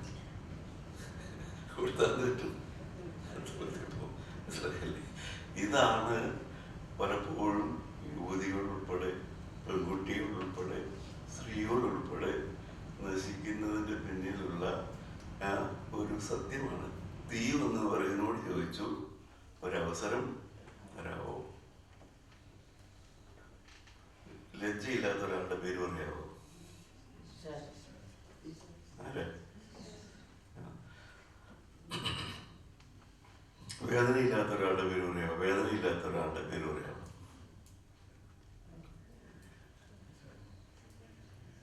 വേദനയില്ലാത്ത ഒരാളുടെ പേര് രണ്ട് സെയിമാണ്. വേദനയില്ലാത്ത ഒരാള്, ദൈവത്തിന് വേദനയുണ്ട്, പിശാചിനോ ഇല്ല. ലജ്ജയില്ലാത്ത ഒരാള്, പിശാചിനും ലജ്ജയില്ല. അപ്പൊ അവൻ വന്നിട്ട് ഹവ്വായോട് ചോദിച്ചു ഒരവസരം തരാമോ, ഞാൻ നന്നാക്കി തരാം. ഒരവസരം തരാമോ, ഞാനെല്ലാം നന്നാക്കി തരാം. പ്രിയപ്പെട്ടവർ, ദൈവം പറയുന്നതിനോട് ചോദിച്ചു അവസരം തരാമോ. ഓക്കെ, അവസരം കൊടുത്തു. അതോടുകൂടെ എല്ലാം നശിച്ചു. അപ്പോൾ എപ്പോഴും നിങ്ങൾക്കും മുമ്പിൽ ഒരു അവസരം പിശാചെന്ന് ചോദിക്കുക. ഇപ്പൊ നിനക്കൊന്ന് ഉണ്ടാവോ, ഞാൻ ശരിയാക്കി തരാം. ഇപ്പൊ തന്നെ നിനക്കിപ്പോ ഈ വഴക്കൊക്കെ ഉണ്ട്, നീ ഒന്ന് വാ തുറന്നാൽ മതി, ബാക്കി കാര്യം ഞാൻ ഏറ്റു, ഞാൻ ശരിയാക്കി തരാം. നിങ്ങൾ വാ തുറക്കും, അതോടുകൂടെ പിശാച് ഒക്കെ ശരിയാക്കും. മനസ്സിലായില്ലേ? ഇത് തീ വന്ന് നിങ്ങളുടെ അടുത്ത് നിന്ന് ചോദിക്കുക, വിറകിന്റെ അടുത്ത് നിന്ന് ചോദിക്കുക ഒരവസരം തരാമോ. ഞാൻ പറഞ്ഞ പോലെ ഒന്ന് മിണ്ടിയാൽ മതി, ഒന്ന് വാ തുറന്നാൽ മതി, കൃത്യമായിട്ട് ഞാൻ ചെയ്തിരിക്കാം. മനസ്സിലായില്ലേ? ഇതാണ് നിങ്ങൾ നേരിടുന്ന വിഷയം. നിങ്ങൾക്കത് മനസ്സിലാവണമില്ല. നിങ്ങളെ ഉപയോഗിച്ച് ഇത് വലിയ വേല ദൈവം പ്രതീക്ഷിക്കുമ്പോൾ പിശാച് നിങ്ങളെ ഉപയോഗിച്ച് ഇത് നശിപ്പിക്കാൻ പിശാചും അതുപോലെ തന്നെ ഉദ്ദേശിക്കും. അപ്പോൾ നിങ്ങളുടെ വില തിരിച്ചറിയാത്തതായി ഉണ്ട്. ഈ ആന ആരാ ആനയ്ക്ക് ആനയുടെ വില പറയുമ്പോൾ അതിന് വലിയ ചെവിയുള്ള കാരണം ഇങ്ങനെ നോക്കാൻ പറ്റത്തില്ല. പുള്ളി ആന ഇങ്ങനെ നോക്കിയാൽ ചെവി ഇങ്ങനെ നടന്നിരിക്കുക. കാരണം എന്തോരം മുഴുപ്പുണ്ടെന്ന് ആനയ്ക്കറിയാൻ പറ്റില്ല. അത് കാരണം കാലിലൊരു വടി വെച്ചാൽ മതി, അവിടെ ഒന്നുള്ളൂ, ഒരു കുഴപ്പമില്ല, അപ്പം പോയില്ല. മനസ്സിലായില്ല എന്ന് പറഞ്ഞ പോലെ നിങ്ങൾക്ക് ഒരു ഭവനത്തിൽ ചെയ്യാവുന്ന നന്മ എന്താണെന്ന് നിങ്ങൾക്ക് അറിഞ്ഞുകൂടെ. പക്ഷെ നിങ്ങളുടെ വായു ഉപയോഗിച്ച് പിശാച് ആ ഭവനത്തെ നരകമാക്കുകയും ചെയ്യും. അപ്പോൾ നിങ്ങൾ ഒരാളുടെ ഹൃദയം ദിവസം നിങ്ങൾ വായിച്ചു വയ്ക്കൂ. ദൈവത്തിന് പ്രയോജനപ്പെട്ട സ്ത്രീകളെല്ലാം അതുപോലെ ഭർത്താവിൽ നിന്ന് വേദന അനുഭവിച്ചാൽ ദൈവത്തിന് പ്രയോജനപ്പെട്ടതാ ലേയ. പക്ഷേ ഭർത്താവ് അവിടെ നോക്കി എന്നാ പറയുന്നത്? എനിക്കിതിന് ഇഷ്ടമല്ല, എനിക്കിതിന് ഇഷ്ടമല്ല, അനിഷ്ട, എനിക്ക് തന്നെ ഇഷ്ടമല്ല. ഇതാ ഭർത്താവ് പറഞ്ഞത്. പക്ഷേ അവളത് കേട്ടിട്ട് ഇപ്പം ഞാൻ ചോദിച്ചേ, നിങ്ങളുടെയൊക്കെ അമ്മമാര് നിങ്ങളുടെ സ്വഭാവമുള്ളവരായിരുന്നെങ്കിൽ നിങ്ങളുടെ വീട്ടിലെ അവസ്ഥ എന്തായിരിക്കും? നിങ്ങളുടെയൊക്കെ അമ്മമാര് നിങ്ങളുടെ അനേകരെ പോലത്തെ സ്വഭാവമുള്ളവരായിരുന്നെങ്കിൽ നിങ്ങളുടെ വീട്ടിലൊക്കെ ആരോഗ്യമാവില്ലേ? ഞാൻ ഓർക്കാറുണ്ട്, എൻ്റെ അമ്മയൊക്കെ ഇപ്പോഴത്തെ പല സ്ത്രീകളുടെ സ്വഭാവമുള്ളവരായിരുന്നെങ്കിൽ പണ്ടേ വീട്ടിൽ പോയേനെ. പണ്ടേ എന്നെയൊക്കെ വെള്ളത്തിൽ എറിഞ്ഞു കളഞ്ഞാൽ വല്ല കെട്ടിൽ എറിഞ്ഞു കളഞ്ഞാൽ എന്നെയൊക്കെ വാസ്തവത്തിൽ. പക്ഷേ അന്നത്തെ കാലത്തെ സ്ത്രീകൾ സഹിക്കാനും എല്ലാത്തിനും മനസ്സുള്ളവരായിരുന്നു. ഇന്നിപ്പോൾ അതിനുള്ളതായ മനസ്സ് വരുന്നില്ല, എളിവ് വരുന്നില്ല. എന്നാൽ നിങ്ങൾക്ക് സാധിക്കും. വേദന അനുഭവിക്കാത്ത ഏതെങ്കിലും ഒരു സ്ത്രീയുടെ പേര് പറയാവോ? ദൈവത്തിന് പ്രയോജനപ്പെട്ട ഭർത്താവിൽ നിന്ന് ഇഷ്ടമുള്ള ഏതെങ്കിലും ഒരു സ്ത്രീയുടെ പേര് പറയാവോ? ലേയ. അവളുടെ ഇഷ്ടമല്ല. ഭർത്താവ് പറയും, നിന്നെ എനിക്ക് ഇഷ്ടമല്ല. അത് കേൾക്കുമ്പോൾ ദൈവത്തിന് സന്തോഷമാണ്. അന്നത്തെ കാലത്ത് ദൈവമൊക്കെ മക്കളെ കൊടുക്കുക. അന്നത്തെ കാലത്ത് ഏറ്റവും വലിയ സന്തോഷവും സമ്പത്തെന്ന് പറയുന്നത് മക്കളാണ്. അപ്പോൾ അതുകൊണ്ട് ഇഷ്ടമല്ല എന്ന് ഭർത്താവ് പറയുമ്പോൾ ദൈവം അവൾക്കൊരു മകനെ കൊടുക്കും.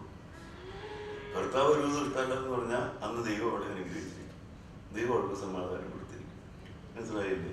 ഏറ്റവും സുന്ദരിയാണ് എസ്തർ. സുന്ദരിയായിരുന്നു എസ്തർ. രാജകൊട്ടാരത്തിലെത്തി. എന്താ സ്ഥിതി?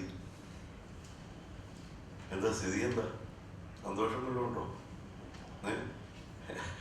രാജാവ് ആരായാലും, ആണായാലും പെണ്ണായാലും ഭാര്യയായാലും പട്ടാളക്കാരനായാലും ആ വ്യക്തി മുമ്പിലേക്ക് വരുമ്പോൾ രാജാവിന് ഇഷ്ടപ്പെട്ട് പൊൻചെങ്കോല് അവരുടെ നേരെ നീട്ടിയില്ലെങ്കിൽ ഡൈവോഴ്സ് ചെയ്യുന്നതാണ് പറഞ്ഞേക്കണേ. ഒന്നുമില്ല, ഡൈവോഴ്സ് ഒന്നുമില്ല അവിടെ. ദശരഥരാജാവിനടുത്ത് ഡൈവോഴ്സ് ഒന്നുമില്ല, ഒന്നുകളയുന്ന നിയമം. എന്നുവെച്ചാൽ അന്നേരം ആ മനുഷ്യന് ആ കിടന്നു വരുമ്പോൾ ഇഷ്ടപ്പെട്ടില്ല എന്ന് വെച്ചാൽ ആ പഞ്ചങ്കോലൊന്നും നീട്ടിയില്ല എന്ന് വെച്ചാൽ മതി. അപ്പൊ അങ്ങനെയാണെങ്കിൽ എങ്ങനെയായിരിക്കും എസ്തേർ ഭർത്താവിന്റെ അടുക്കലേക്ക് ചെന്നത്? എങ്ങനെയായിരിക്കും ഈ ഭർത്താവിന്റെ അടുക്കൽ ചെന്നത്? എത്ര ദിവസം പ്രാർത്ഥിച്ചാണ് ഭർത്താവിന്റെ അടുക്കലേക്കൊന്നും വരാനാ? വേറെ വലിയ വൻകാര്യം നടക്കാനൊന്നുമല്ല, ഭർത്താവിന്റെ അടുക്കലേക്കൊന്ന് ചെല്ലണം. അവിടെ തന്നെ പറയുന്നുണ്ട്, 1 മാസമായിട്ട് ഞാൻ പോയിട്ട് പോലില്ല എന്നാണ്. 1 മാസമായിട്ട് പോയിട്ട് പോലില്ല. അപ്പോ ഒരു ഭർത്താവിന്റെ അടുക്കൽ പോകണമെങ്കിൽ ഒരു ഭാര്യയ്ക്ക് ഒരു ഫ്രീഡമൊക്കെ ഇല്ലേ? ആ ഫ്രീഡം അവൾ അനുഭവിച്ചിട്ടില്ല. അവള് സുന്ദരിയാണ്. അവൾ അഹശ്വേരോശ് രാജ്ഞി. അവളുടെ പേരെന്താ? രാജ്ഞി. പക്ഷെ അവളുടെ ഹൃദയം എന്താ? തീയ. നാളെ ജീവിച്ചിരിക്കുമെന്ന് യാതൊരു നാളെ ജീവിച്ചിരിക്കുമെന്ന് അറിയാൻ ദൈവക്കഥ. അതാണ് വാസ്തവത്തിൽ. എന്നാൽ അവരൊക്കെയാണ് ദൈവത്തിന് പ്രയോജനപ്പെട്ടു. അവരൊക്കെയാണ് അവരുടെ കുടുംബം സമൂഹത്തിന് പ്രയോജനപ്പെട്ടത്. അതുകൊണ്ട് എപ്പോഴും എവിടെ നിങ്ങൾ വേദന അനുഭവിക്കുന്നവരാണോ അവിടെ നിങ്ങളാണ് ദൈവത്തിന് പ്രയോജനപ്പെടുന്നത്. ഭർത്താവിൽ നിന്ന് സന്തോഷം കിട്ടിയില്ലെങ്കിൽ ദൈവത്തിൽ നിന്ന് കിട്ടുന്നത്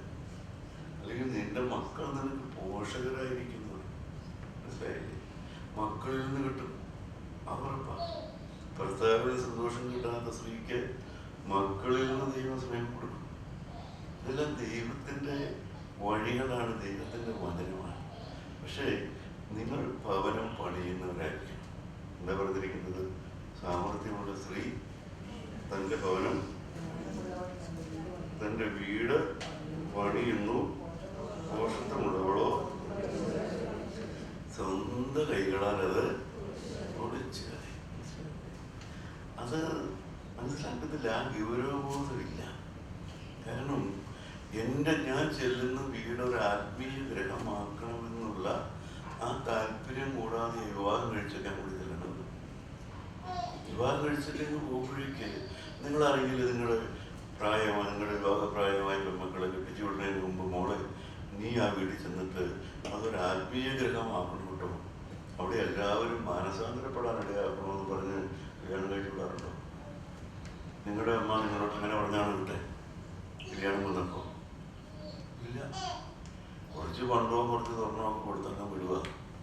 എത്തിയോടത്തെത്തി. പണ്ട് മോശയെ വെള്ളത്തിലിറക്കി വിട്ട പോലെ അങ്ങ് എത്തിയോടത്തെത്തി, എന്തെങ്കിലും ആവട്ടെ അങ്ങ് വിടുക. പക്ഷേ അങ്ങനെയല്ല വിടുന്നത്. ആ മോളെ പറഞ്ഞ് പഠിപ്പിച്ചു. അതിനാണ് രക്ഷിക്കപ്പെടുന്നത്. കല്യാണത്തിന് മുമ്പേ രക്ഷിക്കപ്പെടുന്നു. 3 പിരിയുള്ള ചരടിനെ കുറിച്ച് എൻ്റെ കാര്യം പറഞ്ഞില്ലേ? എന്താ ഈ 3 പിരിയുള്ള ചരട്? മുപ്പിരി ചരട് പൊട്ടുകയില്ല. എന്താ ക്രിസ്തീയ വിവാഹത്തിൻ്റെ സവിശേഷത? എന്താ?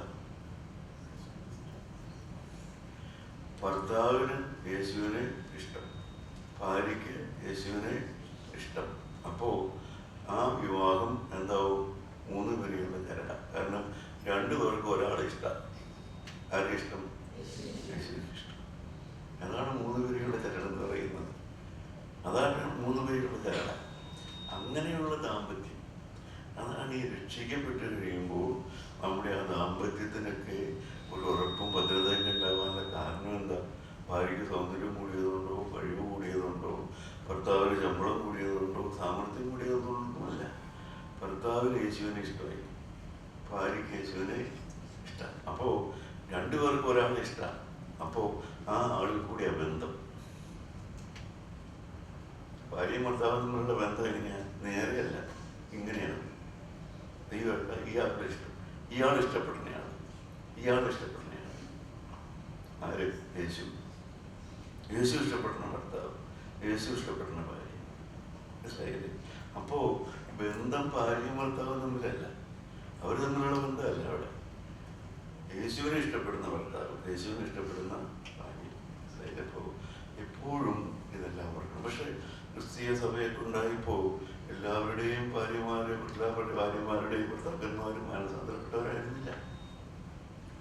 അതുകൊണ്ടാണ് പത്രോസ് പറഞ്ഞത്, ഭാര്യമാരെ നിങ്ങളുടെ ഭർത്താക്കന്മാര് എന്ത് ചെയ്യണം?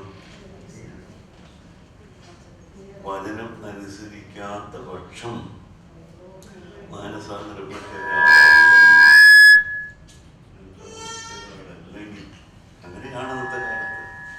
നിങ്ങളുടെ നിർമ്മലമായ നടപ്പ്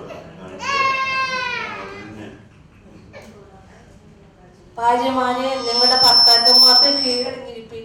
അവരിൽ വല്ലവരും വചനം അനുസരിക്കാത്ത പക്ഷം ഭയത്തോടു കൂടിയ നിങ്ങളുടെ നിർമ്മലമായ നടപ്പ് കണ്ടറിഞ്ഞ് വചനം കൂടാതെ ഭാര്യമാരുടെ നടപ്പിനാൽ ചേർന്ന് വരുവാൻ ഇടയാകും. അപ്പോൾ ഭാര്യ ഒരു സുവിശേഷകൻ കൂടിയാണ്. ഭാര്യമാരുടെ നടപ്പിനാൽ, ഭാര്യമാരുടെ വചനം കൂടാതെ, വചനം പറഞ്ഞ് മാനസാന്തരപ്പെടുത്താൻ നിങ്ങൾ നല്ല മിടുക്കികളാണ്. ഭർത്താവിനെ ആയാലും ഏതമ്മായിനെ ആയാലും വചനം പറഞ്ഞ് മാനസാന്തരപ്പെടുത്താൻ നിങ്ങൾ നല്ല സാമർത്ഥ്യമുള്ളതല്ല. പക്ഷെ ദൈവം വരയ്ക്കുന്ന കാര്യമാണ്. ഭർത്താവിനെ ഭാര്യ സുവിശേഷം പറഞ്ഞ് മാനസാന്തരപ്പെടുത്താൻ ദൈവം അനുവദിച്ചിട്ടില്ല. പിന്നെ എങ്ങനെ മാനസാന്തരപ്പെടുത്താൻ അനുവദിച്ചേക്കുന്നത്? നിങ്ങളുടെ സ്വഭാവം കൊണ്ട് മാനസാന്തരപ്പെടുത്താനാണ് ദൈവം അനുവദിച്ചേക്കുന്നത്. പക്ഷെ നിങ്ങൾക്ക് അത് ഇഷ്ടമല്ല. നിങ്ങൾക്ക് ഭർത്താവിനെ ഉപദേശിച്ച് നന്നാക്കാനാണ് നിങ്ങൾക്ക് താല്പര്യം. പക്ഷെ ദൈവം അനുഗ്രഹിക്കുന്നത് അത് നിങ്ങൾ ചെയ്യേണ്ടത്. അതുകൊണ്ട് തന്നെ നിങ്ങളുടെ ഉപദേശം എന്തായി മാറും? ആറ്റം ബോംബ് പോലെയായി പോകും. സംഗതി ഒരിക്കലും നോക്കരുത്, അതിനുവേണ്ടി ഒരിക്കലും നോക്കരുത്. ഞാൻ കല്യാണം കഴിച്ചപ്പോൾ ഇവിടെ മാനസാന്തരപ്പെട്ടാന്ന് കല്യാണം കഴിക്കുന്നതിന് തൊട്ട് മുമ്പ് എനിക്ക് മനസ്സിലായി. കാരണം ഞാൻ കല്യാണക്കുറി കൊണ്ട് ഞാനന്നൊരു കമ്പനി ജോലി ചെയ്യാം. കല്യാണക്കുറി ഒരാൾക്ക് കൊടുത്തപ്പോൾ അവൻ എന്നെ തന്നെ നോക്കി ഇങ്ങനെ ഞാൻ എന്തൊക്കെയാ അയ്യോടാ നീ ആ പെണ്ണെ കിട്ടാൻ പോവാണ്. അയ്യോ എന്നെ പറ്റിയടാ അവളെ ആ യോനാഥന്റെ കൂട്ടായ്മ പോണടാ. അപ്പൊ അന്നേ എനിക്കൊരു പേടി സ്വപ്ന ഇത് എന്തായിരിക്കും ഈ കൂട്ടായ്മ എന്ന് പറയുന്ന സാധനം, എന്ത് പോകുമ്പോന്ന് എനിക്കറിയാനില്ല. പക്ഷെ കല്യാണക്കുറി കൊടുക്കുമ്പോഴത് പറയണം, നേരത്തെ അല്ല പറയണേ. കല്യാണം വിളിച്ചു തരില്ലേ, കല്യാണക്കുറി കൊടുക്കുമ്പോ പിന്നെ നമുക്ക് മാറാൻ പറ്റുമോ? മാറാൻ പറ്റത്തില്ല. അപ്പോൾ അങ്ങനെ ഇരിക്കുമ്പോൾ അപ്പം അതുകൊണ്ട് ആദ്യത്തെ രാത്രി തന്നെ ഞാൻ പറഞ്ഞു, ഒരു കാര്യം ഞാൻ പറഞ്ഞേക്കാം, കരഞ്ഞ് കാര്യം കാണാൻ എൻ്റെ അടുത്ത് കരഞ്ഞ് കാര്യം കാണാൻ എൻ്റെ അടുത്ത് നോക്കരുത്. അത് ഒരു കാരണവശാലും സമ്മതിക്കില്ല. അപ്പം കരഞ്ഞൊരു കാര്യം കണ്ടിട്ടില്ല. അപ്പോൾ ഞാൻ പറയുന്നത് അവിടെയെല്ലാം സ്വഭാവമുണ്ട്. നിങ്ങൾ സുവിശേഷം പറഞ്ഞ് നിങ്ങളുടെ വീട്ടിലുള്ള ആരെയും മാനസാന്തരപ്പെടുത്താൻ പറ്റില്ല. എനിക്ക് പറ്റില്ല. എനിക്ക് എൻ്റെ ഭാര്യയെ സുവിശേഷം പറഞ്ഞ് മാനസാന്തരപ്പെടുത്താൻ പറ്റില്ല. എൻ്റെ മക്കളെ പറ്റില്ല. എൻ്റെ അപ്പനും അമ്മയും പറ്റത്തില്ല. പക്ഷേ സ്വഭാവം കൊണ്ട് മാനസാന്തരപ്പെട്ടു. ഇപ്പം എൻ്റെ അപ്പനും അമ്മയൊക്കെ മാനസാന്തരപ്പെട്ടത് തീർച്ചയായിട്ടും ഭാര്യയുടെ വീരയുടെ പങ്ക് വലുതാണ്. മനസ്സിലായില്ലേ? അപ്പോൾ ഞാനിങ്ങനെ അതിശയത്തോടെ എൻ്റെ അപ്പനും ഞാനും ഒക്കെ ഞങ്ങൾ ലോഡ്ജെന്നാണ് ഞാൻ പറയണേ എൻ്റെ വീടിന്. കാരണം ഞങ്ങളുടെ പെൺപിള്ളേരൊന്നുമില്ല, ഞങ്ങൾ 2 ആൺപിള്ളേർ മാത്രമേ ഉള്ളൂ. അപ്പോൾ ഞങ്ങൾ പറയണത് ഞങ്ങളുടെ ലോഡ്ജെന്നാണ് പറയണത്. ഞാൻ എൻ്റെ വീട് അപ്പനും അമ്മയുണ്ട് അവിടെ, ഞങ്ങൾ 2 ആൺപിള്ളേരുണ്ട്. ഞങ്ങൾ വല്ലപ്പോഴൊക്കെ ഒരു ലോഡ്ജ് എന്ന് വെച്ചാൽ രാത്രി എല്ലാവരും ഒന്ന് കിടക്കുന്ന സ്ഥലം, അത്ര മാത്രമേ ഞാൻ ഉദ്ദേശിക്കണം. അത്രയുള്ള ബന്ധം ഉണ്ടായിരുന്നുള്ളൂ ഞങ്ങൾക്കൊക്കെ, അത്രയുള്ള അടുപ്പം ഉണ്ടായിരുന്നു. അങ്ങനെയായിരുന്നു. പക്ഷെ ഞാനിപ്പോൾ കല്യാണം കഴിഞ്ഞ് വരുമ്പോൾ കാണുമ്പോഴുണ്ടല്ലോ ഇവിടുത്തെ അപ്പന് ഷർട്ട് എടുത്ത് കൊടുത്തിട്ട് കൈയൊക്കെ ഇങ്ങനെ മടക്കി, അപ്പൻ്റെ കൈയൊക്കെ ഇവിടെ ഇങ്ങനെ മടക്കി എനിക്ക് കാണുമ്പോഴേ തന്നെ ഇത് എന്ത് മനുഷ്യനെ കൊണ്ട് സാധിക്കുന്നതൊക്കെ ഇവർക്ക് എന്നെ ബോധമില്ലായിരിക്കും. ഈ മനുഷ്യനെ ഇവർക്ക് അറിയാൻ ഇതാണ് ഞാൻ എടുക്കുന്നത്. ഈ മനുഷ്യനാരത് ഇവർക്ക് അറിയാൻ. പക്ഷെ അതൊക്കെ ആ സ്വഭാവത്തെ സ്വാധീനിച്ചു. വർഷങ്ങൾ കഴിഞ്ഞിട്ടായാലും ആ മാനസാന്തരപ്പെട്ടു. 80-85 വയസ്സാകുമ്പോഴാണ് മാനസാന്തരപ്പെട്ടതെന്ന് ഓർക്കണം. നിങ്ങൾ ഓർക്കണം, നിങ്ങളുടെ മക്കൾ 20 വയസ്സ് മുമ്പ് മാനസാന്തരപ്പെട്ടില്ലെങ്കിൽ അവർ മാനസാന്തരപ്പെടാനുള്ള സാധ്യത 100-30 100-ൽ 70 പേരും 20 വയസ്സിന് മുമ്പ് മാനസാന്തരപ്പെട്ടവരാ.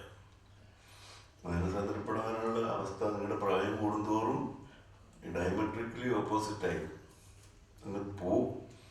ഒരു 60 വയസ്സൊക്കെ കഴിഞ്ഞ് മാനസാന്തരപ്പെടുന്നവരെ കിട്ടാൻ പ്രയാസം. പക്ഷെ എൻ്റെ അപ്പനൊക്കെ അത് തീർച്ചയായും, കാരണം അതൊരു ദൈവകൃപയാണ്. ചെറുപ്പം മുതലേ ഉണ്ടായിരുന്നു. പ്രാർത്ഥനയോ നടക്കുന്ന വീട്ടിലാണ്, അങ്ങനെയെല്ലാമാണ്. മനസ്സിലായില്ലേ? അപ്പം അതുകൊണ്ട് നിങ്ങളെപ്പോഴും ഓർക്കണം, വീട് പണിയണം. നിങ്ങളുടെ വീട് ഒരു സ്പിരിച്വൽ ഹോമാക്കണം. ആ തീരുമാനത്തോടെ വേണം. നിങ്ങൾ പോയില്ലെങ്കിലും നിങ്ങളുടെ മക്കളെ, പെൺമക്കളെ അങ്ങനെയുള്ള തീരുമാനം എടുപ്പിച്ച് വേണം നിങ്ങളുടെ വീട്ടിൽ നിന്ന് പറഞ്ഞു വിടാൻ. അത് നിങ്ങൾ ഉറക്കണം. ചെറുപ്പം മുതലേ അത് പരിശീലിപ്പിക്കണം. സ്പിരിച്വൽ ഗ്രഹം, വീട്, അതാണ് ഏറ്റവും കൂടുതൽ. അതെങ്ങനെ പണിയാൻ പറ്റുന്നത്? വിശ്വാസം വേണം, പ്രത്യാശ വേണം, പ്രാർത്ഥന വേണം. നിങ്ങളുടെ വീട്ടിലിരുന്ന് നിങ്ങൾ മുട്ടുകുത്തി നിങ്ങളുടെ വീട്ടിൽ പ്രാർത്ഥിക്കുക എന്നൊക്കെ പറയുന്നത് നിസ്സാര കാര്യമല്ല. അതിൻ്റെ ശക്തി എന്നൊക്കെ പറയുന്നത് എപ്പോഴും അതിൻ്റെ ശക്തി വലുതാണ്. അങ്ങനെ നിങ്ങളുടെ വീട് പ്രാർത്ഥനയാൽ ഒരു ദേവാലയമാക്കിയെടുക്കണം. നിങ്ങൾ ദേവാലയമാക്കിയെടുക്കണം. അങ്ങനെ അതൊരു ആത്മീയ ഗ്രഹം പണിയണം. അതാണ് എൻ്റെ കാര്യം. ഇത് 2 പേരാണ് ഇസ്രായേൽ ഗ്രഹം പണിതത്. 2 സ്ത്രീകളാന്ന് പറയും. ആരൊക്കെയാണ്? ലേയും റാഹേലുമല്ലോ ഇസ്രായേൽ ഗ്രഹം പണിതത്. നിന്നെയും അവരെപ്പോലെ ആക്കട്ടെ എന്ന് രൂത്തിന് കിട്ടിയ വിവാഹ അനുഗ്രഹമാണ്. ലേയും റാഹേലും പോലെ ആകട്ടെ. അല്ലാത്ത അനുഗ്രഹം ലേയുടെ പോലെ ആകട്ടെ എന്നും പറഞ്ഞ് അനുഗ്രഹിക്കുന്നു പറഞ്ഞാൽ അല്ലാത്ത അനുഗ്രഹമാണ്. മനസ്സിലായില്ലേ? റാഹേലിൻ്റെ അനുഗ്രഹമോ റാഹേലിൻ്റെ അവസ്ഥയോ അതുപോലെ തന്നെയാണ്. മനസ്സിലായില്ലേ? ഒരു നുണയെ പറഞ്ഞോളൂ, പാവം അടുത്ത ഉത്സവത്തോടു കൂടെ അവസാനിച്ചു. അപ്പോൾ എന്തുകൊണ്ടാണ് അങ്ങനെ അനുഗ്രഹിച്ചെന്ന് പറയുന്നത്? റാഹേലും പോലെ അനുഗ്രഹിക്കട്ടെ എന്ന് പറഞ്ഞ് എന്തുകൊണ്ടാണ്? അവരിൽ കൂടിയാണ് ഇസ്രായേൽ ഗ്രഹം വളർന്നത്, നിലനിന്നത്. ദൈവം അവർക്ക് മക്കളെ കൊടുത്തു. അക്കാലത്ത് മക്കളാണ് സമ്പത്ത്. എത്രയും മക്കളുണ്ടാകും, അങ്ങനെയാണ് വംശം നിലനിന്നത് ആ കാലത്ത്. അപ്പോൾ ആ രണ്ട് സ്ത്രീകളും അസുഖത്തിൽ അവർക്ക് ദൈവത്തോട് മക്കളെ ചോദിച്ചു മേടിച്ചുകൊണ്ടിരുന്നു. അവർ ദൈവത്തോടാണ് ഒരു മക്കളെ ചോദിച്ചത്, ദൈവത്തോട് ഒരു മക്കളെ ചോദിച്ചുകൊണ്ട്. അപ്പോൾ നിങ്ങൾ ഇസ്രായേലിനെ പഠിക്കാന്ന് വെച്ചാൽ നിങ്ങൾക്ക് ആത്മീയ സന്തതികളെ, നിങ്ങൾ ബോൺ അഗെയിൻ ചിൽഡ്രനെ നിങ്ങൾ ചോദിച്ചുകൊണ്ടിരിക്കണം. കർത്താവേ, എനിക്കൊരു കുഞ്ഞിനെ തന്നെ, എനിക്കൊരു മോനെ തന്നെ, മോളെ തന്നെ എന്ന് പറഞ്ഞാൽ പോരാ, എനിക്കൊരു ബോൺ അഗെയിൻ ആകത്തക്ക കുഞ്ഞിനെ തന്നെ, എനിക്കൊരു വീണ്ടും ജനനാനുഭവം കിട്ടുന്ന ഒരു കുഞ്ഞിനെ തരണം. എപ്പോഴും നിങ്ങളുടെ ആഗ്രഹം ഒരു കുഞ്ഞിനെ കിട്ടണമെന്ന് പ്രാർത്ഥിച്ചാൽ പോരാ, നിങ്ങൾ പ്രാർത്ഥിക്കണം. നിങ്ങളുടെ തലമുറയിൽ കള്ളന്മാരും കൊള്ളക്കാരും വേണ്ടാതിനക്കാരും ഒക്കെ നിങ്ങൾ ജനിക്കാൻ ഇടവരല്ലേ എന്ന് നിങ്ങൾ പ്രാർത്ഥിക്കണം. അങ്ങനെയുള്ള മക്കൾ എന്നിൽ പിറക്കാൻ ഇടവരല്ലേ കർത്താവേ. അതിന് പകരം എപ്പോഴും ഒരു ബോൺ അഗെയിൻ എക്സ്പീരിയൻസ് ആഗ്രഹമുള്ള മക്കൾ എന്നിൽ ജനിക്കണമേ നിങ്ങൾ പ്രാർത്ഥിക്കണം. അതാണ് ഇസ്രായേൽ ഗ്രഹം പണിതെന്ന് പറഞ്ഞാൽ എൻ്റെ അടുത്ത് അവരാണ് ഇസ്രായേൽ ഗ്രഹം പണിതത്. എപ്പോഴും പ്രിയപ്പെട്ടവരെ, നിങ്ങൾ ആ ഒരു ബോൺ അഗെയിൻ എക്സ്പീരിയൻസിന് വേണ്ടി എപ്പോഴും നിങ്ങൾ പ്രാർത്ഥിച്ചുകൊണ്ടിരിക്കും. നിങ്ങളുടെ മക്കൾ ബോൺ അഗെയിൻ ആകണം. അത് നിങ്ങൾക്ക് നിർബന്ധമാണ്. നിങ്ങൾ പ്രത്യേകിച്ച് കൂട്ടായ്മയിൽ വന്നവർക്ക് ആ ഒരു കാര്യത്തിൽ നിങ്ങൾക്ക് നിർബന്ധം ഉണ്ടായിരിക്കണം. നിങ്ങൾ അതിനുവേണ്ടി മുട്ടുമുടക്കി പ്രാർത്ഥിച്ചിരിക്കണം, അതിനുവേണ്ടി. അത് നിർബന്ധമായിരിക്കണം. എങ്കിലേ ഒരു ആത്മീയ ഗ്രഹം പണിയാനായിട്ട് സാധിക്കും.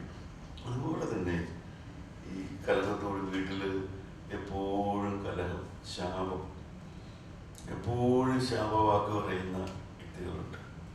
നമ്മുടെയൊക്കെ വീടുകളിൽ കാണാം. പല അമ്മച്ചിമാരൊക്കെ അങ്ങനെയുണ്ട്. എപ്പോഴും ശാപവാക്കുകൾ, എപ്പോഴും പുറകുറുക്കുന്നവർ, എപ്പോഴും ശാപവാക്ക് പറയുന്നവർ. ശാപം അവന് അപ്രിയമായിരുന്നു, അല്ലേ? അങ്ങനെ വാക്കില്ലേ?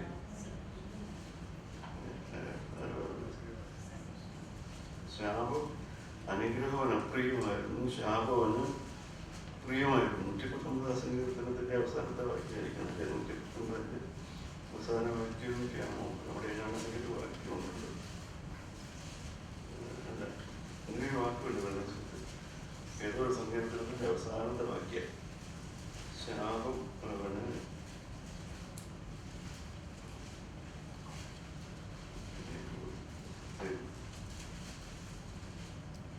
109 സങ്കീർത്തനം അവസാനത്തെ 17ാമത്തെ വാക്യം എന്ന് വെച്ചാൽ 109 സങ്കീർത്തനം 3 വാക്യങ്ങളുണ്ട് അവിടെ. വായിലെ വാക്കുകളിൽ എന്ത് വരരുതെന്ന് പറയുന്നുണ്ട്. എന്ത്? ശാപം അവന് പ്രിയമായിരുന്നു, അത് അവന് ഭവിച്ചു. ശാപം, ഒരാൾക്ക് ശാപം അവന് പ്രിയമായിരുന്നു, ശപിക്കുന്നതില്ല സന്തോഷം, അത് അവന് ഭവിച്ചു. അടുത്തത് താഴത്തേക്ക്. അനുഗ്രഹം അവന് അപ്രിയമായിരുന്നു, അത് അവനെ വിട്ട് അകന്നു പോയി. അനുഗ്രഹിക്കുക എന്നുള്ളത് അപ്രിയമായിരുന്നു, അത് അവനെ വിട്ട് അകന്നു പോയി. അപ്പോ നിങ്ങൾ ആലോചിച്ചു, താഴത്തേക്ക് വെച്ചു. അവൻ വസ്ത്രം പോലെ ശാപം ധരിച്ചു, അത് വെള്ളം പോലെ അവന്റെ ഉള്ളിലും എണ്ണ പോലെ അവന്റെ അസ്ഥികളിലും ചെന്നു.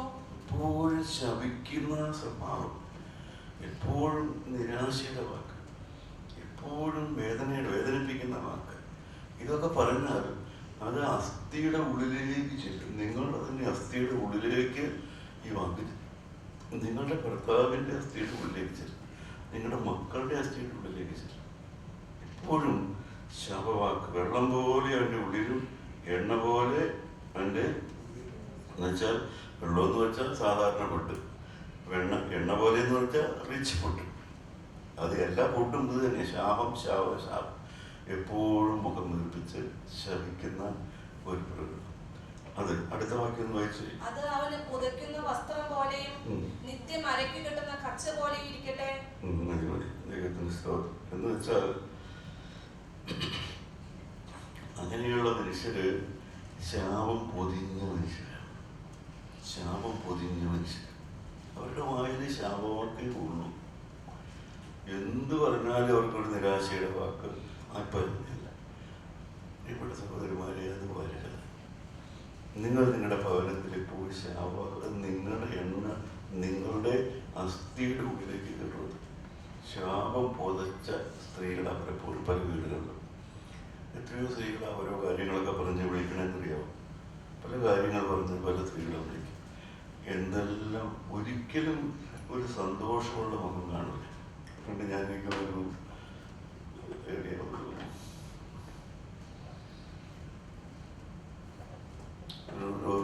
ട്രീറ്റ്മെൻറ്റിന് പോയി, നാച്ചുറോപ്പതി ട്രീറ്റ്മെൻറ്റിന് പോയി. അപ്പോൾ ഒരു മനോരമ പത്രത്തിലെ ജനറൽ മാനേജരും അദ്ദേഹത്തിൻ്റെ ഭാര്യയൊക്കെ അവിടെ വന്നിട്ടുണ്ടായിരുന്നു. അപ്പോൾ ഞങ്ങളിങ്ങനെ സംസാരിച്ചപ്പോൾ ആത്മീയമൊക്കെ സംസാരിക്കാനിട വന്നു. ഇപ്പോഴൊന്നുമല്ല, കുറച്ച് വർഷങ്ങൾക്ക് മുമ്പ് അന്നത്തെ ജനറൽ മാനേജർ. അപ്പോൾ അതൊരു ദിവസം അദ്ദേഹത്തിൻ്റെ ഭാര്യയും മോനും ഭാര്യയും ഇവിടെ വന്നു. അപ്പോൾ മോന് ഇത്രയും വെക്കുന്നുണ്ട്, ഭാര്യയ്ക്ക് ഇത്രയും വെക്കുന്നുണ്ട്. അപ്പോൾ ഞാൻ പോയി കഴിഞ്ഞു. ഞാൻ അദ്ദേഹത്തിന് ചോദിച്ചു, സാറേ അത് ഓപ്പണായിട്ടൊക്കെ ഞാനും പ്രായമുള്ള മനുഷ്യൻ, എൻ്റെ പ്രായമുള്ള മനുഷ്യനാണ് അദ്ദേഹം. അങ്ങനെ ചോദിച്ചു, അതെന്താ സാറേ അങ്ങനെ ഒരു അവിടെ തമ്മിൽ ഒരു പൊക്ക വ്യത്യാസം ഉണ്ടല്ലോ എന്ന് പറഞ്ഞപ്പോൾ അദ്ദേഹം എന്നോട് പറയുക, എൻ്റെ ജോർജ്, ഞാൻ എൻ്റെ മകനെ ഭാര്യയെ അന്വേഷിച്ച് ഞങ്ങൾ നടക്കാൻ തുടങ്ങി. ഞങ്ങൾ ഒരുപാട് പേരെയൊക്കെ പോയി കണ്ടു. പക്ഷേ ഒരു ചിരിക്കുന്ന മുഖമുള്ള ഒരു പെൺകുട്ടിയെ കാണാൻ പറ്റിയില്ല. സൗന്ദര്യമുള്ളവരെ കണ്ടു, നല്ല നിറമുള്ളവരെയൊക്കെ എല്ലാം കണ്ടു. പക്ഷെ മുഖത്തൊരു ചിരിയുള്ള ഭാര്യയെ കാണാൻ പറ്റിയില്ല. ഇവിടെ കണ്ടപ്പോഴാണ് മുഖത്ത് ഒരു ചിരിയുള്ളൊരു പെൺകുട്ടിയെ കണ്ടു. അപ്പോൾ ഞങ്ങൾ തീരുമാനിച്ചു ഇവിടെ തന്നെ ആകട്ടെ, എൻ്റെ മകനൊരു സന്തോഷമായി പോയി. അപ്പോൾ ശാപം പുതയ്ക്കരുത്. ഒരു സ്ത്രീയുടെ മുഖത്ത് കണ്ടത് സന്തോഷം. എങ്ങനെ സന്തോഷിക്കാൻ പറ്റുക? വേദന സഹിക്കണം, നിന്ന സഹിക്കണം.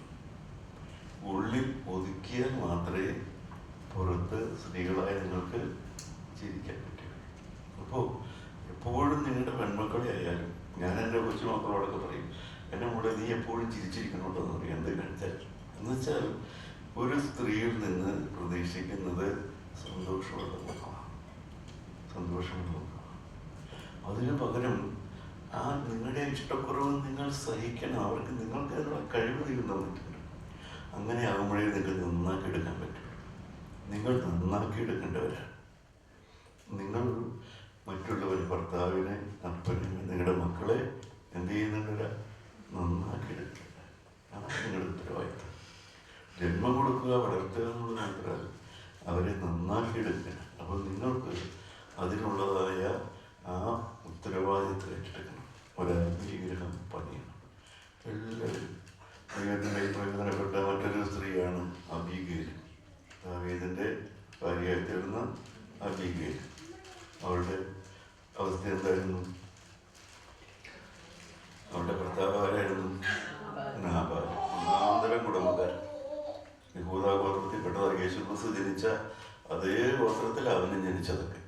പക്ഷേ ദുഷ്കർമ്മിയും നിഷ്ഠൂരനും അങ്ങനെയൊക്കെ ഒന്ന് ശമൂവേൽ 25-ാം അധ്യായം വായിച്ചാൽ നമുക്ക് കാണാം. അങ്ങനെയുള്ള ഒരു ഭാര്യയുടെ ഭർത്താവായിട്ട് ജീവിച്ച അബീഗയിൽ അവളുടെ വിവേകം സ്തുത്യം എന്നാണ് ദാവീദ് പറഞ്ഞത്. ദൈവനമ്പരം പറഞ്ഞ വാക്ക. അപ്പോൾ അത് സഹിച്ച് ജീവിച്ച അവളുടെ വിവേകം സ്തുത്യം. അതുകൊണ്ടാണ് അവളെ ആ വംശാവലിയിലേക്ക് ചേർത്തത്. ദാവീദിന്റെ വംശാവലിയിലേക്ക്. അപ്പോൾ ചെന്ന് പറ്റുന്ന സാഹചര്യം ഒന്നും ദൈവത്തിൻ്റെ പ്രയോജനപ്പെട്ട സ്ത്രീകളൊന്നും നല്ല സുഖസമൃദ്ധമായ മറ്റ പോലെയുള്ള സ്ഥലത്ത് ചെന്നതല്ല. പക്ഷെ അവരൊക്കെ അവിടെ സഹിച്ച് ജീവിച്ചു. ദാവീദ് മീഖളിനെ വിവാഹം കഴിച്ചു. ദാവീദിന് വലിയ സ്വപ്നമായിരുന്നു രാജാവിൻ്റെ മരുമകനാവുക എന്നുള്ളത്. എന്തോ ഭയങ്കര സ്വപ്നം പോലെ. ശൗരാജാവിൻ്റെ മരുമകനായി തീരുക എന്ന് പറയുന്നത് വലിയൊരു സ്വപ്നം പോലെയായിരുന്നു മീഖളിനെ വിവാഹം കഴിക്കുക എന്നുള്ളത്. എന്നിട്ട് മീഖളും ദാവീദും കൂടെ ജീവിച്ചിട്ട് കുഞ്ഞുങ്ങൾ പറഞ്ഞു ഇല്ല. ആരുടെ കുഴപ്പമായിരുന്നു? മീഖള് പോയി വേറൊരുത്തൻ്റെ ഭാര്യയായി അവർക്ക് കുഞ്ഞുങ്ങളുണ്ടായി. ദാവീദ് പോയി ദാവീദ് വേറെ വിവാഹം കഴിച്ചു. ദാവീദിന് മക്കളുണ്ടായി. പക്ഷെ ദാവീദും മീഖളും കൂടെ ജീവിച്ചു ക്ഷമിച്ചാൽ എന്തുണ്ടാവില്ല എന്നുവെച്ചാൽ നിന്ദിക്കുന്നു, പരിഹസിക്കുന്നു, നിന്ദിക്കുന്നു. അവള് ഭർത്താവിനെ നിന്ദിക്കുന്നു. മനസ്സിലായില്ലേ? ദാവീദോ അപ്പം വിട്ടുകൊടുക്കണില്ല. നിന്റെ അപ്പനേക്കാളും ഞാൻ ഇനിയും രാജാവാകുമെന്ന് ദാവീദ് പറയും. മനസ്സിലായില്ലേ? ദാവീദ് പറയുന്നത് ഞാൻ ഇനിയും നിന്റെ അപ്പനേക്കാൾ ഇനിയും ഞാൻ ദൈവത്തെ സേവിക്കുന്നവരെ. അപ്പോൾ അങ്ങനെയുള്ള ഒരു വാശിയാണ്. അവിടെയൊന്നും കുഞ്ഞുങ്ങൾ പിറന്നില്ല. അവിടെ എന്ന് വെച്ചാൽ സമാധാനം ഉണ്ടായില്ല. നിങ്ങളെപ്പോഴും സഹോദരന്മാരെ, നിങ്ങൾ ദൈവത്തിന് വേണ്ടി നിൽക്കണം. നിങ്ങൾ സഹിച്ച് ജീവിക്കണം. നിങ്ങൾ ചേർന്ന കുടുംബം അത് ആത്മീയ ഗ്രഹമാക്കിയെടുക്കണം. നിങ്ങളുടെ മക്കൾ, നിങ്ങളെപ്പോഴും നിങ്ങളുടെ ഇമ്പോർട്ടൻസ് നിങ്ങളുടെ മക്കൾക്ക് കൊടുക്കണം. മക്കളാണ് നിങ്ങൾ ഇമ്പോർട്ടൻസ്. ഭർത്താവ് വേണം, ഭർത്താവ് വേണമെന്നല്ല വേണ്ടത്. നിങ്ങളുടെ മക്കൾ ആത്മീയരാകണം. അതിനാണ് നിങ്ങൾക്ക് ആ കുടുംബം വേണം. നിങ്ങളുടെ കുടുംബത്തിൽ ജീവിക്കുന്ന മക്കൾ വീണ്ടും ജനിച്ച മക്കളാണ്. ആ ലക്ഷ്യത്തോടെ വേണം നിങ്ങളുടെ കുടുംബത്തെ പോലും നിങ്ങൾ സൂക്ഷിക്കാൻ. അതിന് സഹനമല്ലാതെ വേറെ വഴിയൊന്നുമില്ല. പക്ഷേ ദൈവം നിങ്ങൾക്ക് അതിനുള്ള പ്രതിഫലം തരും. ദൈവം നിങ്ങളെ മറക്കില്ല. മനസ്സിലായില്ലേ? യേശുക്രിസ്തു ഉയർത്തെഴുന്നേറ്റിട്ട് ആദ്യം ആർക്കാണ് പ്രത്യക്ഷപ്പെട്ടത്? മറിയയ്ക്കാണ് പ്രത്യക്ഷപ്പെട്ടത്. മനസ്സിലായില്ലേ? വേറെ കേമന്മാരൊക്കെ അവിടെ ഉണ്ടായിരുന്നു. മനസ്സിലായില്ലേ?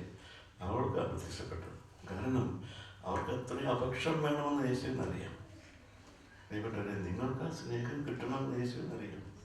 യേശു നിങ്ങൾക്ക് തരും. പക്ഷേ നിങ്ങളുടെ ഉത്തരവാദിത്തം നിങ്ങൾ മറക്കരുത്.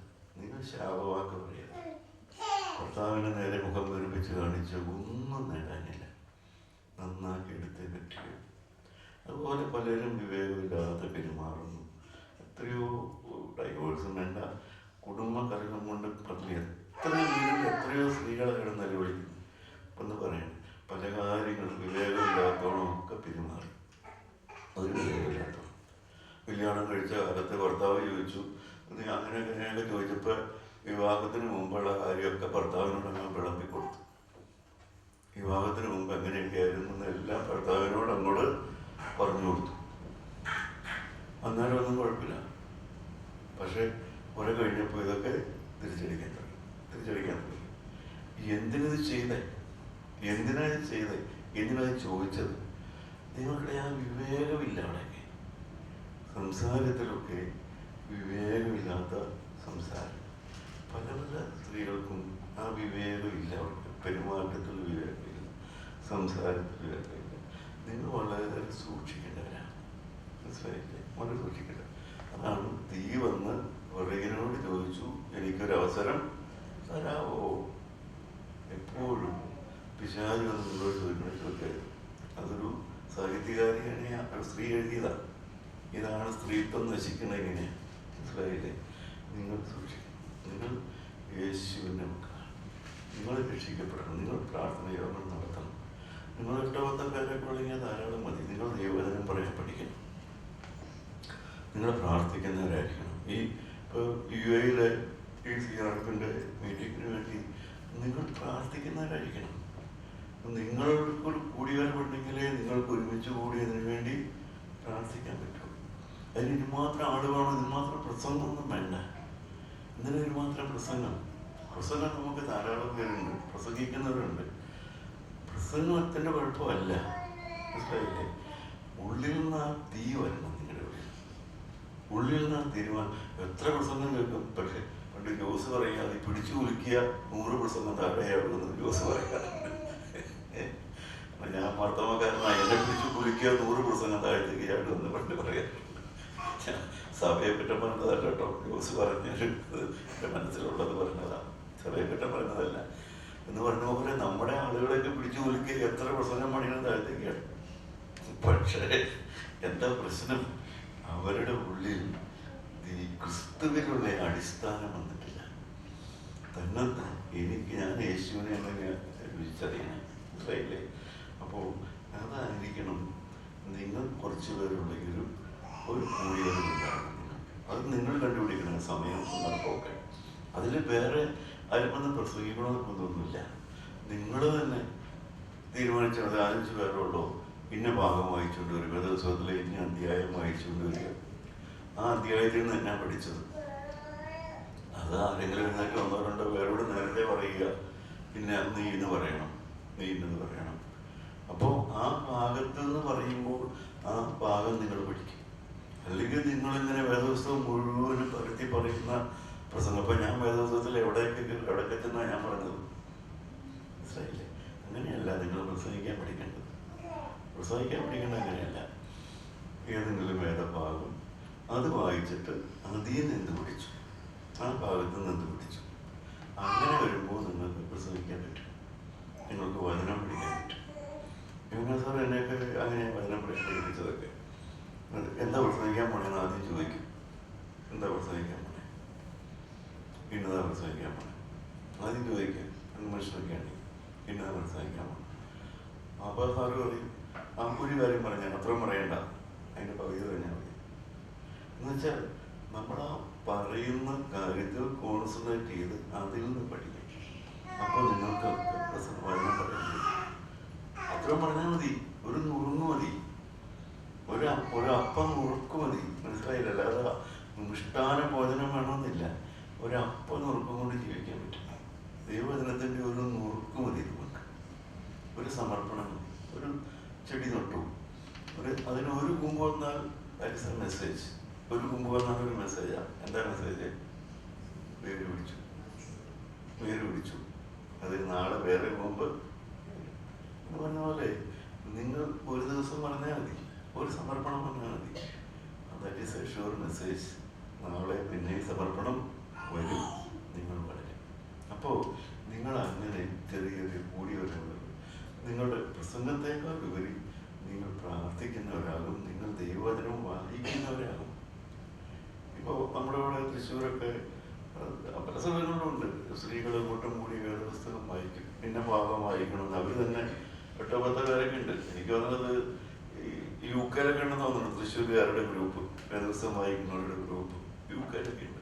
എന്നുവെച്ചാൽ അവിടെ നിന്നൊക്കെ വന്നിരിക്കുന്ന സ്ത്രീകളുണ്ട്, UK-ലൊക്കെ ഉള്ളവർ അവരുടെ ഗ്രൂപ്പിൽ ചേർന്നിരിക്കുക. അപ്പോൾ എല്ലാവരും വേദപുസ്തകത്തിൽ കുറേ ഭാഗം അവർ പറയും, ഒരു മാസത്തേക്ക് നമുക്ക് ഇന്ന ഭാഗമൊക്കെ വായിക്കണം. അപ്പോൾ അത്രയും വായിച്ചിരിക്കും, മനസ്സിലായില്ലേ? അപ്പോൾ വേദവാക്യം പഠിക്കും, തമ്മിൽ പ്രാർത്ഥിക്കാൻ പഠിക്കും എന്ന് പറഞ്ഞ പോലെ നിങ്ങൾ അങ്ങനെ ദൈവവചനത്തിൽ വളർന്ന് ചെറിയ ചെറിയ പരിതാസമാനങ്ങൾ പോലെ നിങ്ങൾക്കുണ്ടാകണം.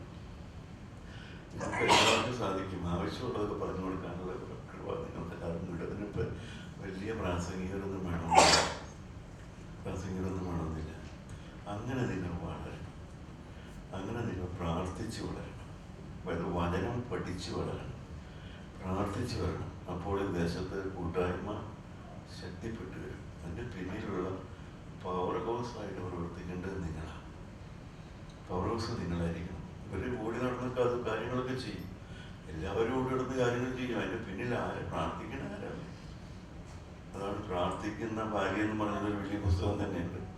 ഒരു പ്രാർത്ഥിക്കുന്ന ഭാര്യയുടെ വില, മനസ്സിലായില്ലേ? എല്ലാത്തിനും എന്ന് പറഞ്ഞ പോലെ നിങ്ങൾ നിരാശപ്പെടരുത്.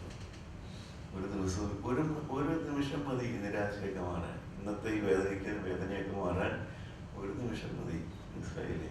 ഒരു സമർപ്പണം വന്നാൽ മതി, ഈ അവസ്ഥ മാറും.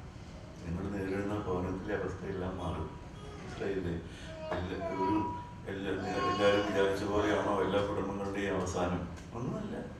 ഒരിക്കലും പ്രതീക്ഷിക്കാത്ത നന്മകളൊക്കെ ഇതുവരെയുള്ള നിങ്ങളുടെ ജീവിതത്തിൽ നിങ്ങൾക്ക് കിട്ടിയിട്ടുണ്ട്, ഇനിയും കിട്ടുകയും. അപ്പോൾ അതുകൊണ്ട് നിങ്ങൾ ഉത്സാഹപരമായിരിക്കണം. നിങ്ങൾക്ക് ദൈവവചനം പഠിക്കണം. നിങ്ങൾക്ക് അതിനുള്ള ഗ്രൂപ്പുകൾ ഉണ്ടാക്കാം, വചനം വായിക്കാൻ മാത്രമായിട്ട്. നിങ്ങൾ തമ്മിൽ ഉണ്ടാക്കിയാൽ മതി. അതിന് വേറെ ആരുടെ എളുപ്പം വേണ്ട. നിങ്ങളെല്ലാവരും പിന്നെ ഈ മാസം ഇന്ന അധ്യായം അല്ലെങ്കിൽ പിന്നെ പുസ്തകം, യോഹന്നാൻ സാറ് എഴുതിയ പുസ്തകങ്ങളൊക്കെ നല്ലതാണ്. അപ്പോൾ അല്ലെങ്കിൽ ഏത് പുസ്തകമായാലും ഒരു പുസ്തകം വായിക്കുക. എന്നിട്ട് നിങ്ങൾ കൂടി വരുമ്പോൾ നിങ്ങൾ നേരത്തെ പറയുക. ഇന്നിപ്പോൾ UK-ലൊക്കെ അയർലൻഡിലൊക്കെ ഞാൻ തന്നെ അവിടെ ചെന്ന് കഴിഞ്ഞപ്പോൾ അവർ 4-5 പേരൊക്കെ ഉള്ളൂ, 10 പേരൊക്കെ ഉണ്ട് അവിടെ പരമാവധി. പക്ഷേ അവരിൽ 2 പേരെങ്കിലും അവർ നേരത്തെ പറയുക, നേരത്തെ അവരോട് പറഞ്ഞു വെച്ചിരിക്കുക, ഇന്ന് നീ എഴുന്നേറ്റ് പറയണം. അപ്പോൾ അവർ എഴുന്നേറ്റ് 10-15 മിനിറ്റ് 20 മിനിറ്റൊക്കെ അവർ ആ പഠിച്ച ഭാഗത്ത് നിന്ന് പഠിച്ചു. അങ്ങനെ നിങ്ങൾക്ക് വളരാൻ പറ്റും. നിങ്ങൾക്ക് ദൈവത്തിന് പ്രയോജനമുള്ളവരാകാൻ പറ്റും. അങ്ങനെ നിങ്ങൾ പ്രയോജനമുള്ളവരാകും. അപ്പോൾ നിങ്ങളത് ചെയ്യണം കേട്ടോ. നിങ്ങൾ ഈ ദേശത്ത് നിങ്ങൾ സ്ത്രീകളായ നിങ്ങൾ ഈ ഫെലോഷിപ്പിൻ്റെ നട്ടലായി തീരണം. പ്രവർത്തിക്കുന്നവർ പുരുഷന്മാരുണ്ട്, പക്ഷേ നിങ്ങളതിൻ്റെ പിന്നിൽ പ്രാർത്ഥിക്കുന്ന ശക്തി നിങ്ങളുടേതായിരിക്കണം. ഇപ്പോൾ ഒരു നിങ്ങളുടെ ഭർത്താവിലെ കൂട്ടായ്മയിൽ തന്നെ വേറൊരു സഹോദരൻ്റെ കുറ്റം പറഞ്ഞ് നിങ്ങളുടെ വീട്ടിലേക്ക് വരുമ്പോൾ നിങ്ങളതിനെ തല്ലിക്കെടുക്കുന്നവരായിരിക്കും, പ്രോത്സാഹിപ്പിക്കുന്നവരാണ്. വേറൊരു സഹോദരൻ്റെ കുറ്റം നിങ്ങളുടെ വീട്ടിൽ നിന്ന് വരുമ്പോൾ പറയുമ്പോൾ നിങ്ങളതിന് ഒത്താശ കൊടുക്കാതെ സ്നേഹത്തോടെ, അത് വേണ്ട. നമ്മുടെ വീട്ടിൽ വേറൊരു സഹോദരൻ്റെ കുറ്റം പറയണ്ട, നിങ്ങളതിനെ കെടുത്തുന്നതായിരിക്കും. പുരുഷന്മാർ ചിലപ്പോൾ അങ്ങനെയൊക്കെ ആയിരിക്കും വരുന്നത്, നിങ്ങളതിനെ വളർത്തിയെടുക്കുന്നതായിരിക്കും. അങ്ങനെ നിങ്ങളൊരു പുതിയ ഒരു ഉണർവിലേക്ക് വരണം. സ്ത്രീകളൊക്കെ നിങ്ങൾക്ക് സാധിക്കും. ഞാനിവിടെ നിർത്താൻ പോവാം. അതുകൊണ്ട് ഒരു ഉത്തരവാദിത്വം വലുതാണ്. നിങ്ങളിൽ നിന്ന് ദൈവത്തിന് വൻകാര്യം ചെയ്യാൻ പറ്റും. വൻകാര്യം നിങ്ങൾക്ക് വയ്ക്കാൻ സാധിക്കും.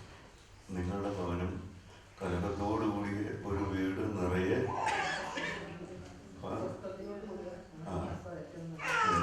എന്നുവെച്ചാൽ കലകത്തോടുകൂടി ഒരു വീട് നിറയെ യാഗഭോജനം എന്നുവെച്ചാൽ ബിരിയാണി പോലെ, എന്നുവെച്ചാൽ യാഗഭോജനം. നമ്മുടെ കാലത്തെ യാഗം കഴിക്കുന്ന മൃഗങ്ങളെ യാഗഭോജനം പറഞ്ഞേക്കാൾ യഹോവഭക്തിയോടുകൂടെ ഒരു കഷ്ണം ഉണങ്ങിയപ്പം ഏറ്റവും നല്ലത്. 15-ന്റെ 1-ാമത്തെ വാക്യം. 15-ന്റെ 17 എന്താ?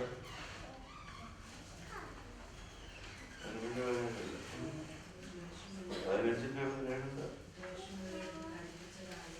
ദേഷ്യമുള്ളിടത്ത്, കയ്പുള്ളിടത്ത്, ഇഷ്ടക്കുറവുള്ളിടത്ത് തടിപ്പിച്ച കാളയേക്കാൾ സ്നേഹമുള്ളിടത്ത് ശാഖഭോജനം. സ്നേഹമുണ്ടെങ്കിൽ അവർ വാക്ക് മതി. മനസ്സിലായില്ലേ? അതും ഒക്കെ നിങ്ങളുടെ സാഹിത്യത്തിലെ ഭാഷയാണ്. എന്താണ് സാഹിത്യം? വാക്കുകളാണ് ആഹാരം. വിവാഹം വരെ നമുക്ക് ആഹാരമുണ്ട്. മുലപ്പാൽ മുതൽ പിന്നെ ഫുഡായി കുറുക്ക് കൊടുത്തു, പിന്നെ കുഞ്ഞിന് ഫുഡ് കൊടുത്തു, ബിരിയാണി കൊടുത്തു, ഇതൊക്കെ കൊടുത്തു. വിവാഹം കഴിയുമ്പോൾ ഈ വക ബിരിയാണിക്കും വിലയില്ല, ഈ പിസായ്ക്കും ഗുണമില്ല, എന്ത് കഴിച്ചാലും ഒരു ഗുണവുമില്ല. വായിലെ വാക്കിനാണ് പിന്നെ ആഹാരം. പിന്നെ വായിലെ വാക്ക് ആഹാരം. 17-ന്റെ 1, 15-ന്റെ 20 ഞാൻ വായിച്ചത്. 15-ന്റെ 1 17-ന്റെ 1 കലകത്തോടുകൂടെ. അത് ഭക്ഷണ കാര്യത്തിൽ മാത്രമല്ല, എന്തുമാത്രം ഭർത്താവിന് ആരോഗ്യമില്ല, അല്ലെങ്കിൽ ഇപ്പം നിങ്ങൾക്ക് ആരോഗ്യമില്ല, പക്ഷെ അതുകൊണ്ട് നിങ്ങളുടെ ദാമ്പത്യം വരണ്ടുപോയി നടത്തില്ല. മനസ്സിലായില്ലേ? നിങ്ങൾക്കിപ്പോൾ രോഗമാണ്, ഭർത്താവിന് അല്ലെങ്കിൽ ഭാര്യയ്ക്ക് രോഗമാണ്, അതുകൊണ്ട് ദാമ്പത്യത്തിൻ്റെ മധുരം കുറഞ്ഞു പോയെന്നോ ഒന്നുമില്ല. മനസ്സിലായില്ലേ? ഇപ്പം നമ്മുടെ കൂട്ടായ്മ അറിയാം, ഒരു എറണാകുളത്തൊരു വർഗീയത്തിൻ്റെ ഭാര്യ ഏതാണ്ടൊരു 40 വയസ്സിലൊക്കെ ഒരു ആക്സിഡൻറ്റിൽ, ഒരു ബൈക്ക് ആക്സിഡൻറ്റിൽ അവളുടെ നട്ടലിൽ കൂടെ കുടിഞ്ഞു സ്പൈനൽ കോഡ് ഇതായി. വീൽ ചെയറിലാണ് വലിക്കുക, കംപ്ലീറ്റ് വീൽ ചെയറിലാണ്, ഒന്നും അവളെ കൊണ്ട് പറ്റില്ല. പക്ഷെ അവളുടെ മുഖത്ത് നോക്കി എത്രയോ സന്തോഷമുള്ള ഒരു പെണ്ണിനെ കാണാനില്ല. അത്ര ഇതുപോലെ ചിരിക്കുന്ന ഒരു പെൺകുട്ടിയെ കണ്ടിട്ടില്ല. മനസ്സിലായില്ലേ? യോനാസർ പറയും, ആ കാലത്ത് അവൾ എഴുന്നേറ്റ് പോകുന്ന എനിക്ക് പറഞ്ഞു പോയി. എഴുന്നേറ്റ് പോയിട്ടില്ലെങ്കിലും അവളിപ്പോഴും പറയുക, ഞാൻ എഴുന്നേറ്റ് അവളെ പറയുള്ളൂ.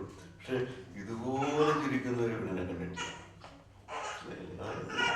കാരണം ആരോഗ്യവും സൗന്ദര്യവും ഇതൊന്നും നല്ല സന്തോഷത്തിൻ്റെ അടിസ്ഥാനമായ വാക്കുകളാണ് നമ്മുടെ ആരോഗ്യം, വാക്കുകളാണ് സംതൃപ്തി, വാക്കുകളിലൂടെയാണ് മനുഷ്യൻ ജീവിതം ആസ്വദിക്കുന്നത്. അല്ലാതെ മറ്റൊന്നിലുമല്ല, വാക്കുകളിലൂടെയാണ്. അതുകൊണ്ട് നിങ്ങളുടെ വാക്കുകൾ എപ്പോഴും രുചി വരുത്തിയ വാക്കുകളായിരിക്കും, ശാപവാക്ക് വരരുത്. നമ്മുടെ തലകളെ നോക്കണം, നിങ്ങൾ പ്രാർത്ഥിക്കും. നിങ്ങളിവിടെ ഒരു യോഗം തുടങ്ങണം. നിങ്ങൾക്ക് പുസ്തകം വായിക്കാൻ അറിയാവുന്നവരൊക്കെ നല്ല നല്ല ഇതിനോട് പ്രയോജനപ്പെടുന്നതൊക്കെ വായിച്ച് മറ്റുള്ളവർക്ക് പറഞ്ഞു കൊടുക്കണം. ഇതുപോലെയുള്ള മീറ്റിങ്ങൊക്കെ വരുമ്പോൾ നിങ്ങൾ പലരും നല്ല വിദ്യാഭ്യാസമുള്ളവരൊക്കെയാണ്. നിങ്ങൾക്ക് വേദപുസ്തകത്തിലൊന്നും അല്ലെങ്കിൽ നല്ല പുസ്തകത്തിൽ നിന്നൊക്കെ വായിക്കുന്നത് നിങ്ങളുടെ കൊളീഗ്സിന് മറ്റു സഹോദരിമാർക്ക് പറഞ്ഞു കൊടുത്താൽ എന്തോരം പേരെ നിരാശപ്പെടുന്നു. പലർക്കും ഉത്സാഹം കിട്ടുകയും നമുക്കൊരാളെങ്കിലും എഴുന്നേൽപ്പിക്കാം, ഒരാൾക്കെങ്കിലും സന്തോഷം കൊടുക്കാം. അതാണ് നമ്മുടെ സന്തോഷം. പ്രിയപ്പെട്ടവരെ, അതിനാണ് യേശു കുരിശിൽ മരിച്ചത്. ആ കുരിശിൽ മരിച്ചവനെ നിങ്ങൾ അറിയുക, കുരിശിൽ മരിച്ചവനെ സ്നേഹിക്കുക. അപ്പോൾ യേശുവിനെ സ്നേഹിക്കുന്ന മറ്റൊരു പങ്കാളിയെ നിങ്ങൾക്ക് കിട്ടും. നിങ്ങൾ യേശുവിനെ സ്നേഹിച്ചാൽ യേശുവിനെ സ്നേഹിക്കുന്ന ഒരു പങ്കാളിയെയും യേശുവിനെ സ്നേഹിക്കുന്ന മക്കളെയും യേശുവിനെ സ്നേഹിക്കുന്ന മറ്റുള്ളവരെയും ദൈവം നിങ്ങൾക്ക് തരും. നിങ്ങൾ യേശുവിനെ സ്നേഹിച്ചാൽ മാത്രം മതി, ബാക്കി നിങ്ങളുടെ കാര്യം അവനെ ഏറ്റെടുക്കും. നിങ്ങൾ തീരുമാനിക്കണം. ഇതാണ് രക്തം, ജീവനുള്ള കല്ലുകളെന്ന് പറയും. ജീവനുള്ള കല്ലുകളായി നിങ്ങൾ തീരണം പ്രിയപ്പെട്ടവരെ. കാരണം 2 പട്ടിക വെച്ചിട്ട് സിമെൻ്റ് ഇട്ടാൽ ചേരില്ല, 2 പ്ലാസ്റ്റിക് കഷ്ണം വെച്ചിട്ട് സിമെൻ്റ് ഇട്ടാൽ ചേരില്ല. എന്നാൽ 2 കല്ലുകൾ വെച്ചിട്ട് സിമെൻ്റ് ഇട്ടാൽ അത് ചേർന്നിരിക്കും. ആ സിമെൻ്റാണ് യേശുവിൻ്റെ സ്നേഹം എന്ന് പറയും. അതാണ് സുവിശേഷം പഠിപ്പിക്കുന്ന ജീവനുള്ള കല്ല്. എന്നുവെച്ചാൽ അത്ര ക്ലോസായിട്ട് വരാനുള്ള കഴിവുണ്ട്, അത്ര ചേർന്നിരിക്കാനുള്ള കഴിവുണ്ട്. 2 മരക്കഷ്ണമോ പ്ലാസ്റ്റിക് കഷ്ണമോ ഒന്നും ഒരിക്കലും ചേർന്നിരിക്കില്ല. നിങ്ങൾ സിമെൻ്റ് ഇട്ടാൽ ചേരും, നിങ്ങൾക്ക് ഐക്യപ്പെടാൻ സാധിക്കും, വിലയപ്പെടാൻ സാധിക്കും. നിങ്ങൾ യേശുവിനെ പ്രയോജനപ്പെടണം. നിങ്ങൾ ജീവനുള്ള കല്ലുകളായിട്ട് മാറണം. ക്രിസ്തുവിൻ്റെ സ്നേഹത്താൽ നിങ്ങൾ മറ്റുള്ളവരെ പിടിക്കപ്പെടണം. യേശുവിൻ്റെ സ്നേഹത്താൽ നിങ്ങൾ പിടിക്കപ്പെടും. നിങ്ങൾക്ക് ആകർഷിക്കപ്പെടാൻ, നിങ്ങൾക്ക് ഒരുമിച്ചിരിക്കാൻ പറ്റും. നിങ്ങളെങ്ങനെ ഈ ദേശത്തെ ഒരു പവർ ഹൗസായിട്ട് മാറാം. യേശുവിന് വേണ്ടി ദേശത്തെ കൂട്ടായ്മയുടെ ശക്തി കേന്ദ്രമായിട്ട് നിങ്ങൾ മാറണം. നിങ്ങൾ സമർപ്പണം കൊടുക്കണം. കർത്താവേ, ഞാൻ എങ്ങനെയായിത്തീരും? ഞാൻ എൻ്റെ സഹോദരിമാരെ, ഞാൻ എൻ്റെ കുടുംബത്തെ മാത്രമല്ല എൻ്റെ കൂട്ടായ്മയിലുള്ള മറ്റുള്ളവരെ ഞാൻ വളർത്തിയിടും. ഞാൻ അതിനുവേണ്ടി എൻ്റെ നാവ് ഉപയോഗിക്കും. എൻ്റെ നാവും എൻ്റെ സമയവും ഞാൻ യേശുവിനും മറ്റുള്ളവർക്കുമായിട്ട് കൊടുക്കും. ഞാൻ ഈ ദൈവവേലയ്ക്കായിട്ട് എൻ്റെ സമയം വേർതിരിക്കും. നിങ്ങൾ ഒരുപാട് സ്ഥലത്തൊന്നും പോയില്ലെങ്കിലും കുഴപ്പമില്ല, അതിനുള്ള സാഹചര്യം ഇല്ലെങ്കിലും കുഴപ്പമില്ല. നിങ്ങളുടെ പ്രാർത്ഥനയാണ്. ഈ ദൈവത്തിൻ്റെ വേലയ്ക്ക് വേണ്ടി നിങ്ങൾ തന്നെ സമർപ്പിക്കണം. കർത്താവേ, നീ കുരിശിൽ മരിച്ചു. ദൈവമേ, നീ എനിക്ക് വേണ്ടി മരിച്ചു. ഞാൻ നിനക്കായി ജീവിക്കും. നീ എനിക്ക് വേണ്ടി മരിച്ചു. ഞാൻ നിനക്കായി ജീവിക്കും. ഞാൻ നിനക്കായി എൻ്റെ സമയം പരിഹരിക്കും. ഞാൻ സഹിക്കും. ഞാൻ സഹിഷ്ണുതയോടെ ജീവിക്കും. ഞാൻ സഹിച്ച് ജീവിക്കും. ഞാൻ ചിരിച്ച് ജീവിക്കും. ഞാൻ സന്തോഷിച്ച് ജീവിക്കും. എന്നിട്ട് ഞാൻ ഒറ്റയ്ക്ക് പോയിരുന്ന കാര്യം ദൈവത്തിന് സ്തോത്രം. മനുഷ്യരുടെ മുമ്പിൽ ഞാൻ ചിരിച്ച് ജീവിക്കും. എന്നിട്ട് നിന്റെ മുമ്പിൽ ഞാൻ കരഞ്ഞ് ജീവിക്കും. എൻ്റെ പ്രിയപ്പെട്ടവരെ, നിങ്ങൾക്ക് സാധിക്കും. നിങ്ങൾ കൂടെ ദേശം ഉണരും, ഉറപ്പാണ് ആ കാര്യം. ഇത്രയും സഹോദരിമാർ നിങ്ങൾ വളർന്നാൽ മതി. നിങ്ങൾ കൂടെ ദേശം ഉറപ്പിക്കും. സുവിശേഷം പരക്കും. ഈ ദൈവം ശക്തിപ്പെടും. നിങ്ങളുടെ കൃപ നിങ്ങൾക്ക് ദൈവം തരും. ഒരു ശുദ്ധാത്മാവ് നിങ്ങളുടെ മേൽ വരുന്നുണ്ട്. ആത്മാവ് ഏറ്റെടുത്തിട്ടുണ്ട്. ആത്മാവ് ഏറ്റെടുത്തിട്ടുണ്ട്. ആത്മാവ് ഏറ്റെടുത്തിട്ടുണ്ട്. ആത്മാവ് ശക്തിയോടെ നിങ്ങളുടെ മേൽ വരും. ദൈവത്തിൻ്റെ ആത്മാവ് ശക്തിയോടെ നിങ്ങളുടെ മേൽ വരും. നിങ്ങൾ തീരുമാനത്തിൽ ഉറച്ചാൽ മതി. ദൈവം നിങ്ങളുടെ കാര്യം ഏറ്റെടുക്കും. നിങ്ങൾ ദൈവത്തിൻ്റെ കാര്യം ഏറ്റെടുത്താൽ ദൈവം നിങ്ങളുടെ കാര്യം ഏറ്റെടുക്കും. അത് ഉറപ്പാണ് കാര്യം. എൻ്റെ ജീവിതത്തിൽ എനിക്ക് കിട്ടിയ ഒരു വാഗ്ദത്തമാണ്.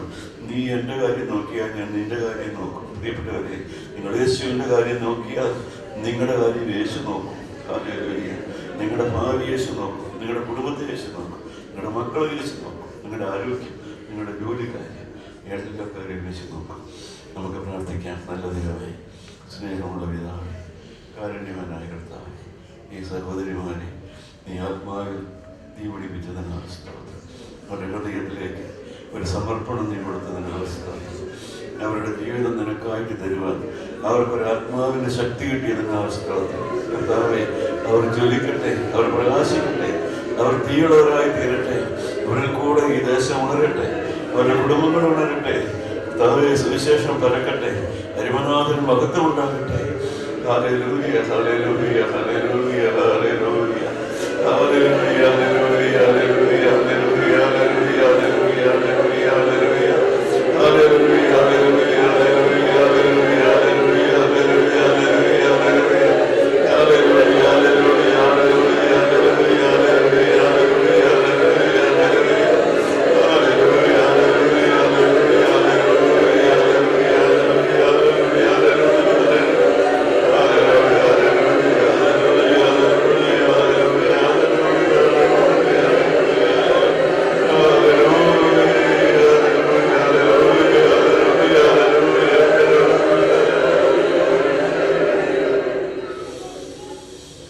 നല്ല ദൈവമേ, സ്നേഹമുള്ളവരായി ഒരിക്കൽ കൂടെ ജീവിതം സമർപ്പിക്കുന്നു.